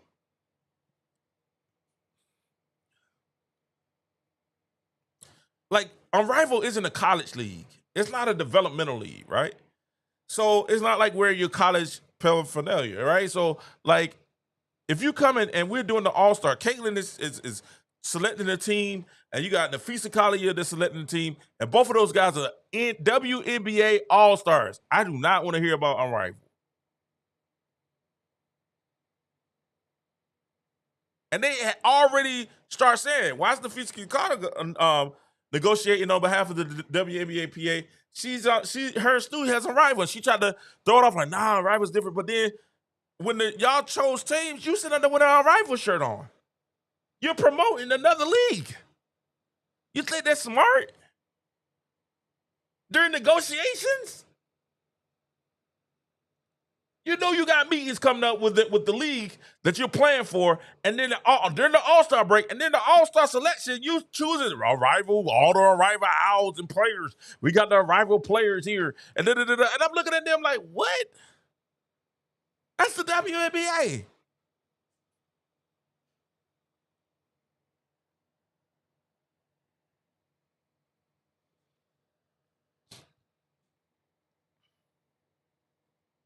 And I'm gonna tell y'all this, and this is gonna be the last I'm getting on. But that's to me, that's a conflict of interest off the rip.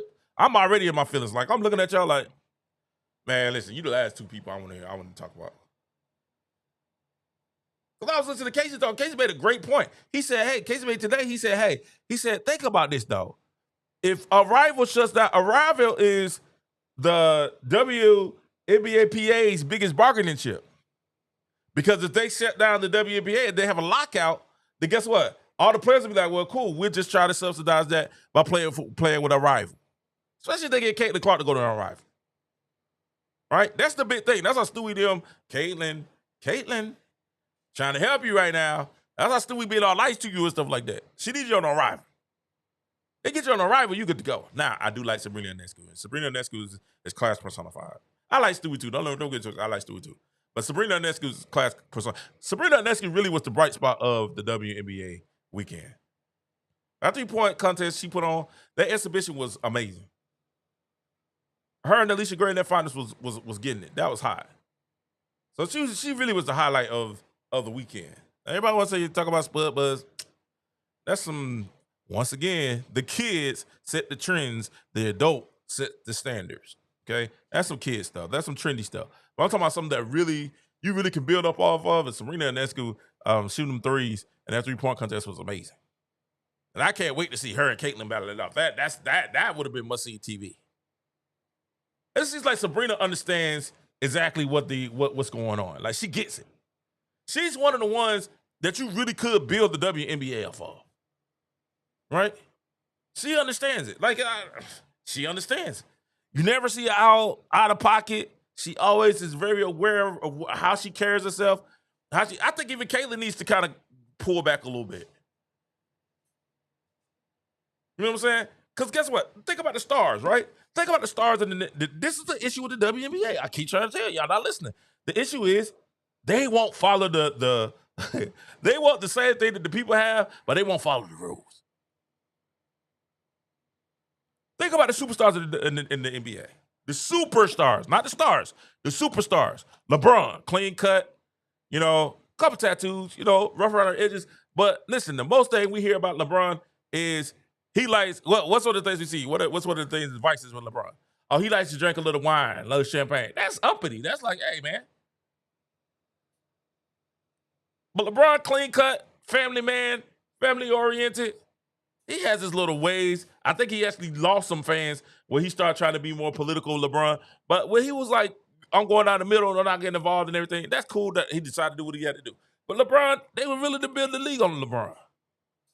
That's really what they're missing now. They don't have anybody that's like, all right, and they tried, out of all the people Pert tried to tell y'all, Pert was telling the truth. He was like, hey, man, they're looking for that next person that has a family, that's clean cut, that they can build the league around, and that corporate sponsors can get behind. Because guess what? When Gatorade get behind Gatorade, when Nike gets behind you, when they're really ready to publicize you and put you out there, guess what? And the masses agree Republicans buy shoes too. That helps the league. But they put your shoe out and they put the Reebok and only black people buy your shoes. It could be sustainable, but it ain't gonna reach the masses until it cross over.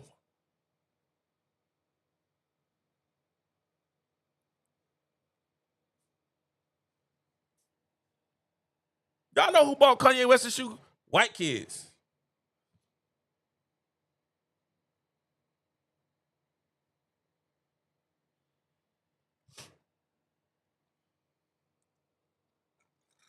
Now white adults.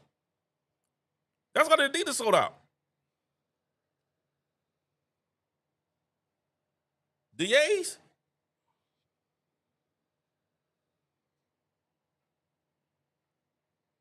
Black folks have been done with Kanye for the last 6, 7, 8 years.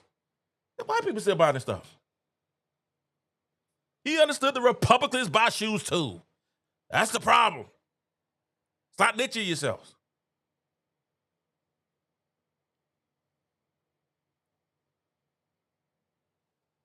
That's what the NBA right now. They're looking for the next one that they can put the league on their shoulders. Kobe was that until he had the rate charge, right? He got the rate charge. That kind of went away. He had to change his persona. He came out with the Mamba Kobe, 24, changed it, conditioned his image.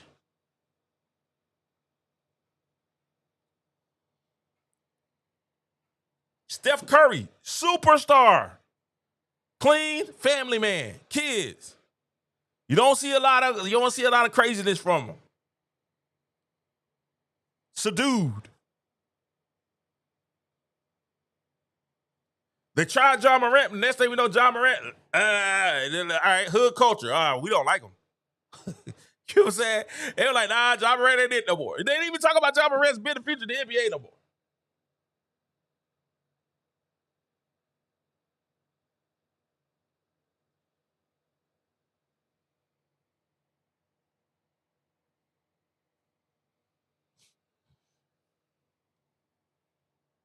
It's crazy. It's crazy. It's legitimately crazy. Thank you guys for watching today. Please hit the like and subscribe. I'm feeling my zone now. They don't even like it. They won't look at John Morant the same.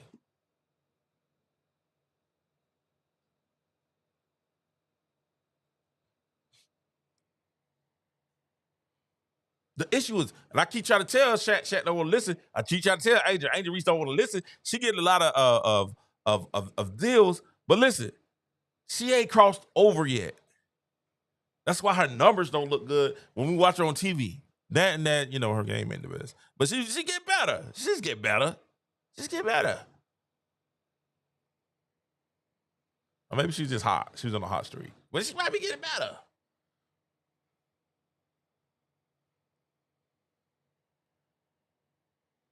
That's how I was having a conversation with the guys on Facebook. They was getting mad. I was telling them, I was like, listen, man, the only superstar in the WNBA is Caitlin Clark. That's why, but Felicia got 2 defensive players of the year. She's all this, They was going down the list. I said, listen, man, the casual fan couldn't pick Mephisia Collier out of a lineup. If you walked outside today, you walked in the mall, and you say, hey, the Mephisia Collier? They be like, oh, you didn't even say, you just had her face on the picture. Say, this woman here? They be like, nah, who's that?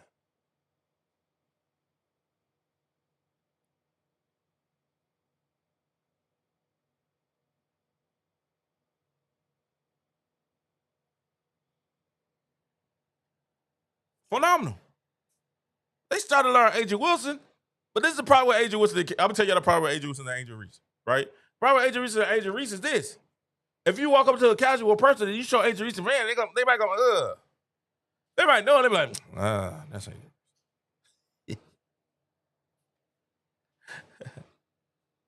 And this ain't just white people, black people too.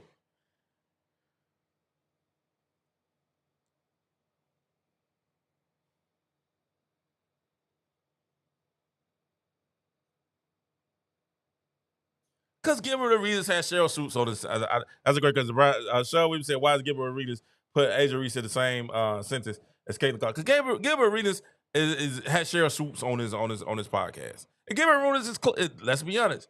Gilbert Arenas hasn't crossed over yet. He still has a niche audience. He has a niche audience. He's placating. Gilbert Arenas is placating to his audience. And Cheryl Swoops, one of his co-hosts, who probably did him a favor to be a part of the show, is like, hey, so he's showing some loyalty to Cheryl.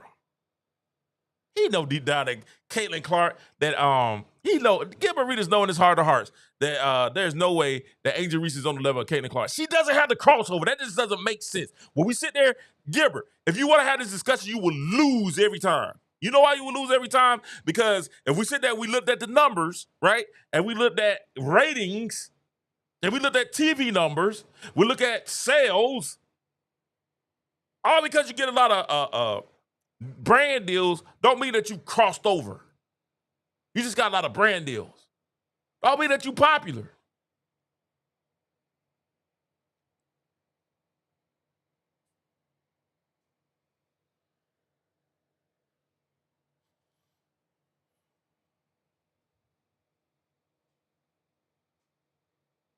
And let's keep it a buck. If Shaq could have got Caitlin, he wouldn't have signed Angel Reese. No, stop it. Don't you lie. Like Reebok would have said, hey, Shaq would have got overruled by the president of Reebok if Caitlin Clark said, hey man, I want to sign with Reebok, but you can't sign Angel Reese. It's over. They're not signing Angel Reese.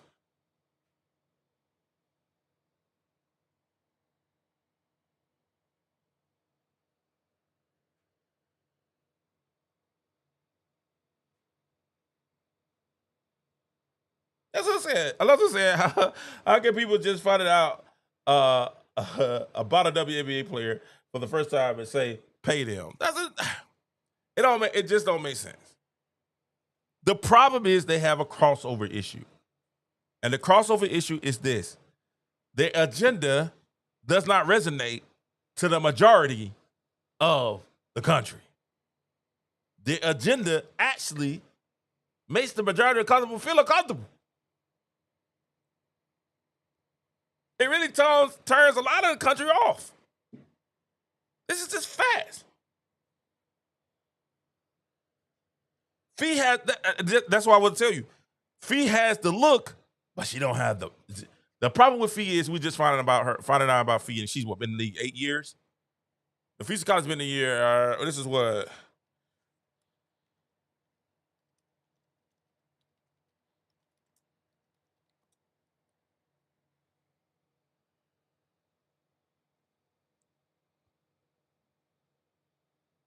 She been here for a while.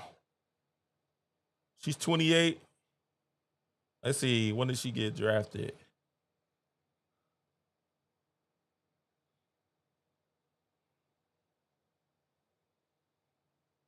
Yeah. And she's been in the league 7 years. 6 going on 7 years. So she's been in the league since 2019.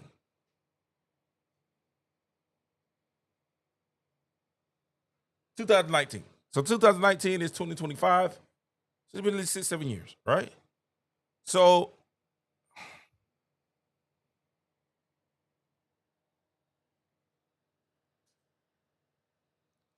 and you're just not hearing about it in this 6 years, 7 years, 6 year of the league. She didn't have the thing. This is the issue, right? The difference between Caitlin, Angel, even to a certain extent, Paige Buckets, right? And Buckets.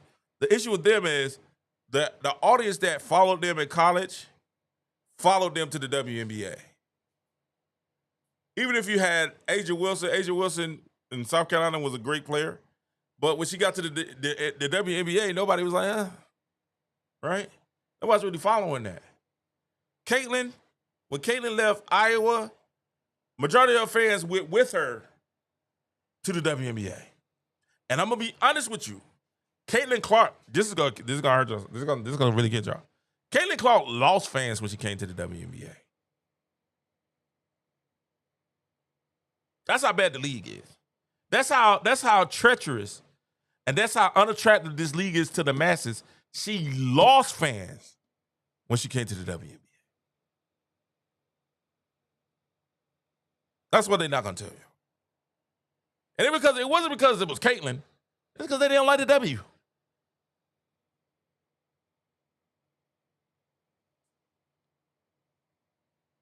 They don't like the league. How do you know, King? Because I'm one of the people I don't like the league. They ain't like the league. I'm part of the groups, and I hear them say, I cannot stand the WNBA. Only reason I watch it is because of Caitlyn Clark. And then when Caitlyn doesn't play, guess what? The numbers.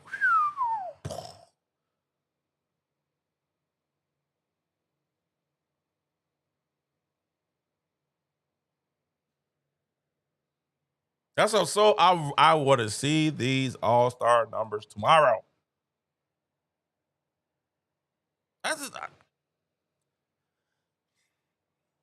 Listen, I've become fans of a lot of the team. I've become fans of a lot of players in the WNBA right now. I have, right? I think it's very I know a lot of people. It's some people that even hear, hey man, they ready for me to go ahead and move on to Alabama to the football, and it's coming. Y'all see what I got on? Y'all see that blue? Camp has started. It's coming. Football's coming. Y'all make sure y'all join me for the football season too. Y'all ready for me to move on to the football season? We're gonna get there. It's gonna be fun. This is gonna be one of the funnest years in football ever. If you have not seen King Joe show during the football season, it's something to behold. You know what I'm saying? Y'all know I'm a Alabama fan through and through. I'm a Cowboy fan through and through. But hey, the coverage that you get on football is crazy. All right? It's crazy. If you haven't been that, stay with me for that coming up in the next couple of weeks. It's about a month. We're gonna be doing that. We're still gonna be covering the W all day, Caitlyn all day. But y'all gotta get the NFL in y'all, the NBA in y'all. It's crazy. But this is the problem. That's what the problem. The problem, ladies, is not that it's the honest problem is your agenda hurts your mass appeal. And you're gonna have to make some kind of way, because I know you're not gonna get rid of your agenda. Nobody's asking you to do that. Right? But what we are asking you to do is to make an adjustment. Right? Make an adjustment. No one's asking you to change how you feel and believe or who you fall in love with. Nobody's asking you to change that. Make an adjustment up. You cannot let people make the Olympic team because they don't fit the locker room, because the locker room is predominantly a certain way. Who was that? My guy was talking about that today. He said, man, the people looking at the WNBA players like, why should we care? We tried to tell y'all last year to help grow the league, put Caitlyn on the Olympic team. Y'all like, nope.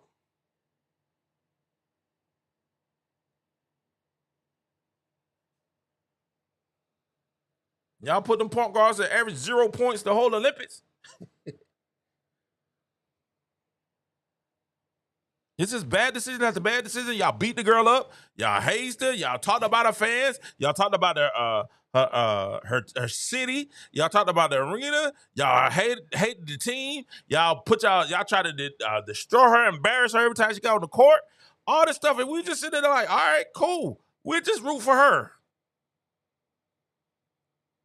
Now the business is saying, all right, rather than us being like, all right, cool, let's root for everybody. Y'all ostracize. Some of the best players ostracize the Caitlyn Clark fan base, which is the largest fan base in the WNBA. Bar none.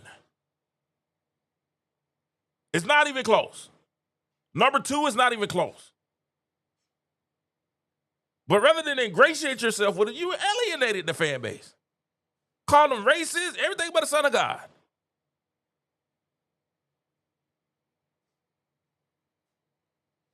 Now you're looking for public opinion to be on your side, and the fan base is like, man, the only person y'all saw the picture that was going around. I deserve to get paid what I'm owed, right? Y'all saw that Caitlyn Clark picture. All the ones that people, the Caitlyn Clark fans said that deserve to get the money is Caitlyn Clark. All the person we feel like deserve to be a millionaire, maybe it's Fesi Conley and Caitlyn Clark and AJ Wilson.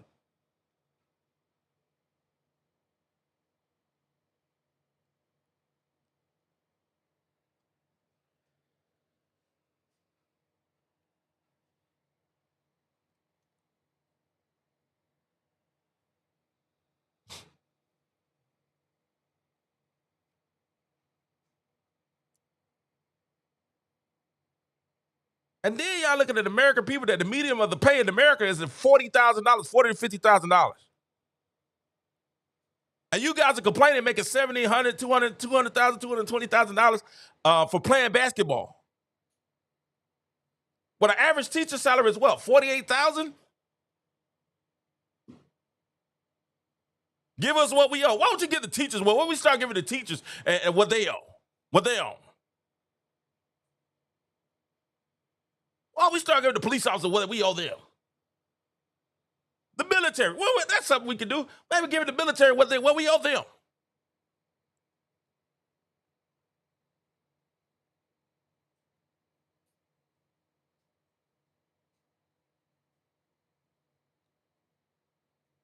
Some brain dead person came up with a t-shirt and nobody thought, dog, this doesn't sound just a little bit entitled.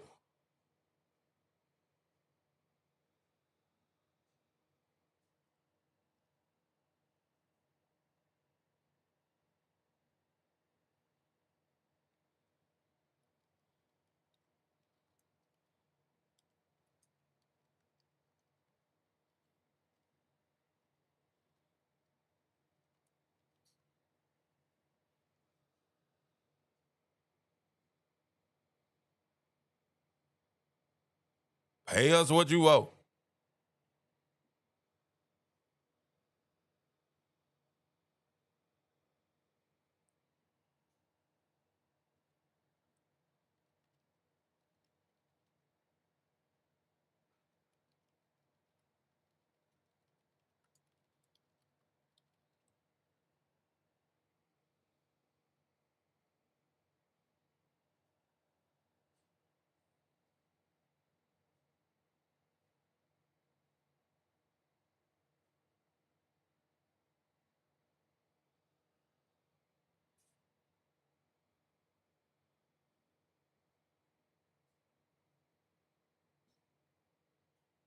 And you guys do not deserve 50%. You don't deserve 50% of the revenue.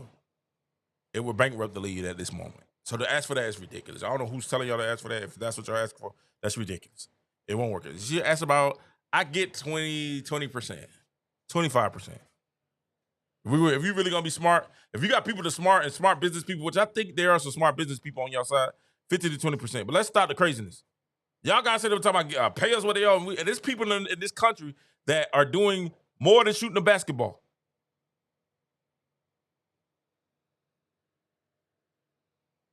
You guys are talking about, you know how, oh my God.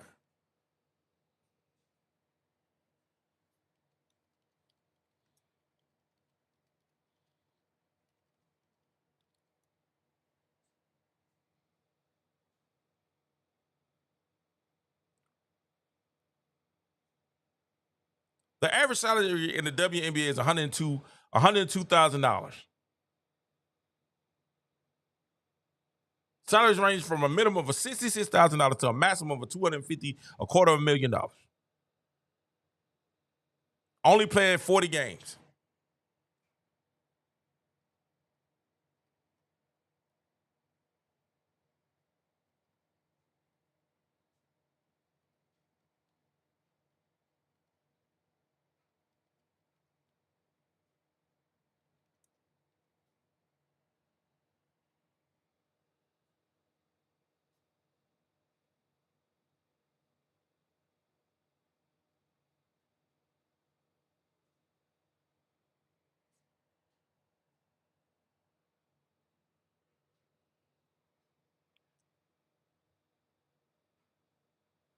So you're making $6,250 per game if you're a max.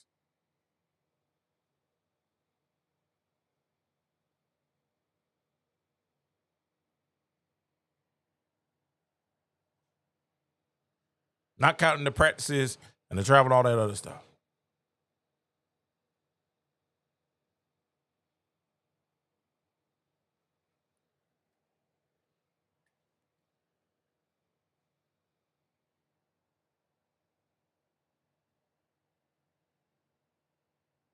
Do I want you guys to be treated fairly and compensated fairly? Yes.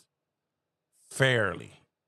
It's like I tell everybody, I tell my people sometimes, I say, hey man, do you want equality or do you want an advantage?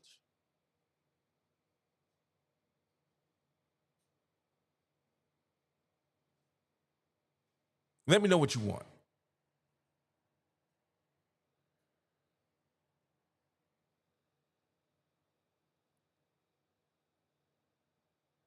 Do you want your compensation to be fair, or do you want the advantage in that compensation?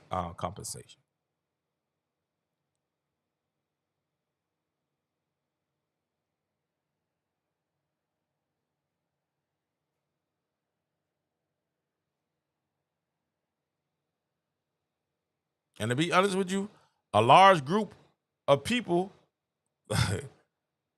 don't feel like you deserve more. It's a large group of people that feel like the product doesn't match what you guys are asking for.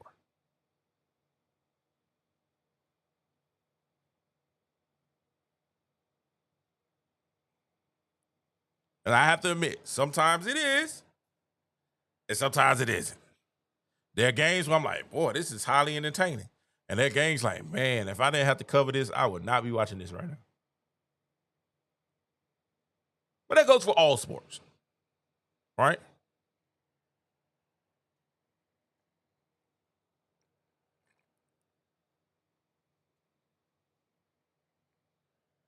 Make a decision. But there is a reason why a large group of the populace is looking at you guys as being entitled, spoiled.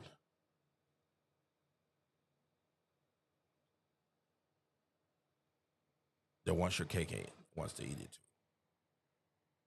And what they're saying is, what I'm saying is, if you want it, you gotta be willing to make the changes and sacrifice. That's the thing. Like everything in life is a sacrifice. I'm up 3:00 this morning with not a lot of viewers, but guess what? I love it, and it's a sacrifice that hopefully eventually it'll pay off. Where I get more viewers and I get more likes and I get more streams that'll eventually bring me more income. And I understand sometimes it's a slow grind, and every now and then I'll get. Hopefully, it hits. Hopefully, I get a Caitlin Clark mulligan. And somebody see it, be like, you know what? I really like him. And the right person sees it, and it gets in the right person's hands, and they be like, yo, I like what he's talking about. I like how he's bringing it. I like the quality of his show. I like how he carries himself. I like how he speaks. I like how he stays on topic. I like how he's detailed and he takes his time and gives us the complete breakdown of everything. And they be like, you know what? It's just him, and he held my attention for an hour, 30 minutes, or 45 minutes, or an hour or 2 hours. Like, that's a gift. Like, let's give him a shot. But it started with a sacrifice.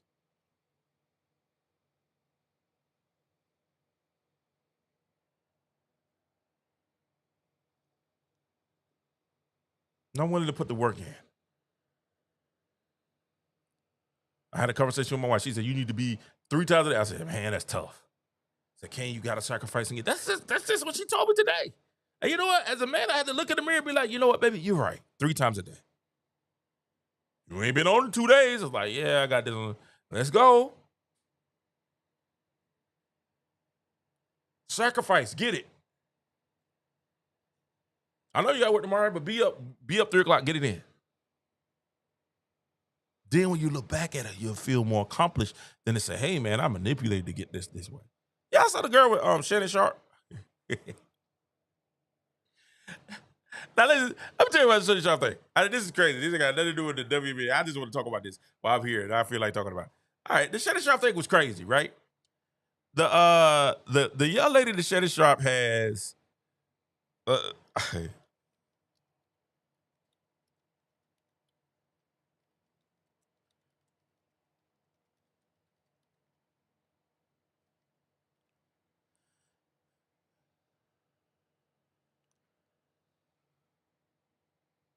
young lady for Shannon Sharp has officially retired.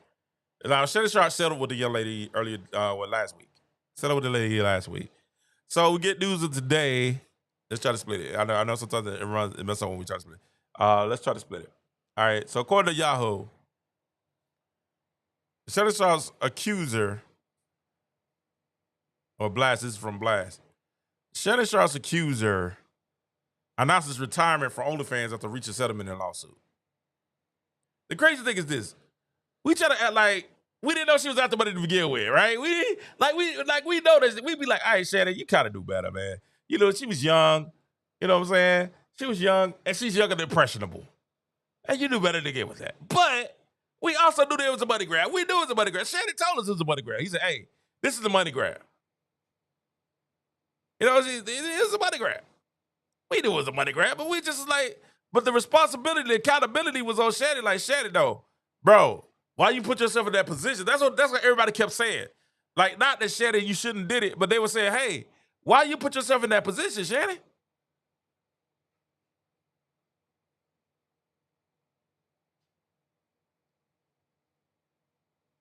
Right?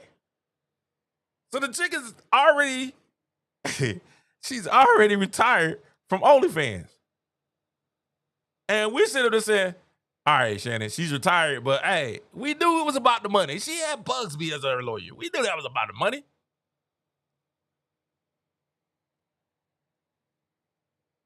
And she got the money from you. I've heard different reports. I heard 10 mil. I heard different things. She got the loot for you to make it go away.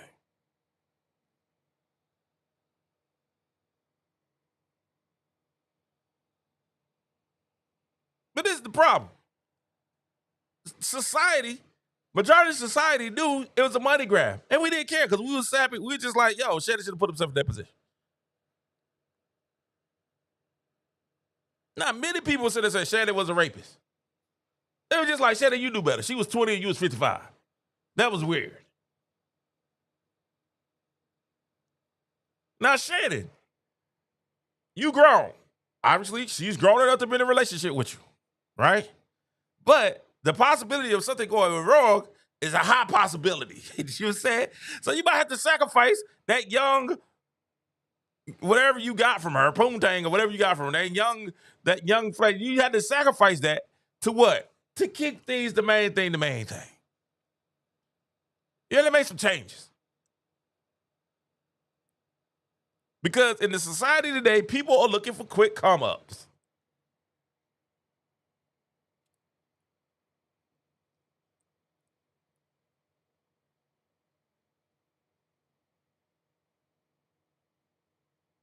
And you got caught leaking.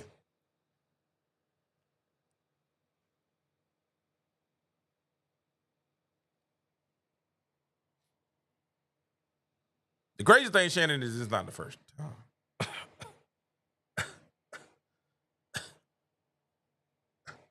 Not the first time.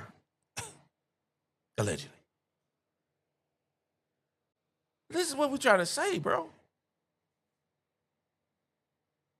Sometimes you have to make sacrifices to get to what you want to get to. Sometimes you got to make smarter decisions. You can't be, even though it's well within your right to be with the 24-year-old and you 50, or the 20-year-old and you 50. It's well within your right. It's not necessarily breaking the law in certain states, but it's just, hey, man, it's just playing with a lot of something going wrong. And that public opinion, man, the court of public opinion will find you guilty before they find you innocent.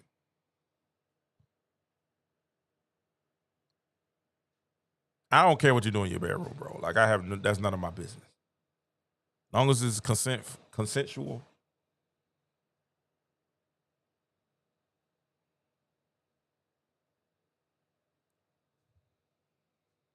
But what it is when the optics become public, it's a problem. And the WNBA, the problem that you have in this situation is more of the people that have the money think like me or think like the right and the Republicans than the left.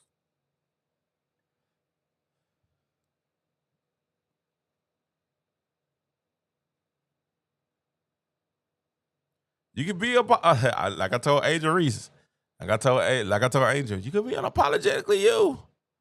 Just gotta be ready for the scrutiny. And sometimes the scrutiny means, hey man, don't miss out on some deals. It's your boy King Joe. I hope you guys had a great show. Please do me a favor. If you have not, hit the like and subscribe. Hit the like and subscribe. Well, we gave you 2 hours tonight. of prime. Hey, I took my time and just had a good time. Listen, hit that like and subscribe button. I appreciate everyone for your time. Thank you. 3 o'clock in the morning, you guys coming through. It's crazy. I appreciate it. Get you let me on. Go for your goals. Don't stop. Make smart decisions. That's very important that you make smart decisions. And let me say this again. Ladies, I'm on your side. I want to see you win. You can't take every time somebody says something constructive or that goes against what you think or what you think is right, doesn't mean that they're hate. It just means that, hey, they have a different opinion. And sometimes you should listen. Sometimes you should listen. Pay attention. Those who are wise takes wise counsel. A fool refuses it. Thank you so much. You've been listening to the King Joe Show. We'll see you tomorrow. Stephanie White says she don't want Caitlyn to shoot. They kinda. Caitlyn kinda miss it. She kinda throws under the bus a little bit. I'll tell you this, I don't see Caitlyn coming back anytime soon. They said she gotta get another doctor's opinion, man. Never good. If they say, hey, we gotta talk to some other doctors and get some more opinions. That's always bad. That's always bad. And listen, if I'm Caitlyn Clark, listen, I'm surprised that nobody said this. If you're Indiana, Caitlyn Clark, and I'm surprised no one has said this. I haven't heard anybody say this.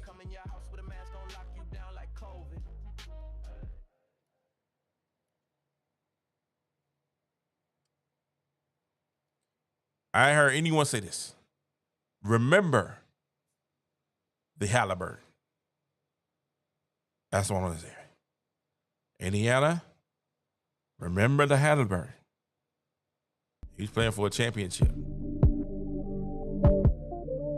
Remember what happened to Halliburton. Take it easy. Take your time. What we don't want is something major to happen. So take your time. I've heard I know Mick was talking about maybe she's sitting out the rest of the year. I would say that. I don't think it's that serious. But if it is, that's cool. We'll see you next year. Take your time. You'll be all right. Love you guys. See you tomorrow. We'll talk more about it tomorrow. Remember the Halliburton. It's your boy, King Joe. Love you much. Always go for your goals. Don't ever stop. Because success looks fantastic on you. Have a good morning, a good night, or wherever you are in the world. Much love. Peace. God bless.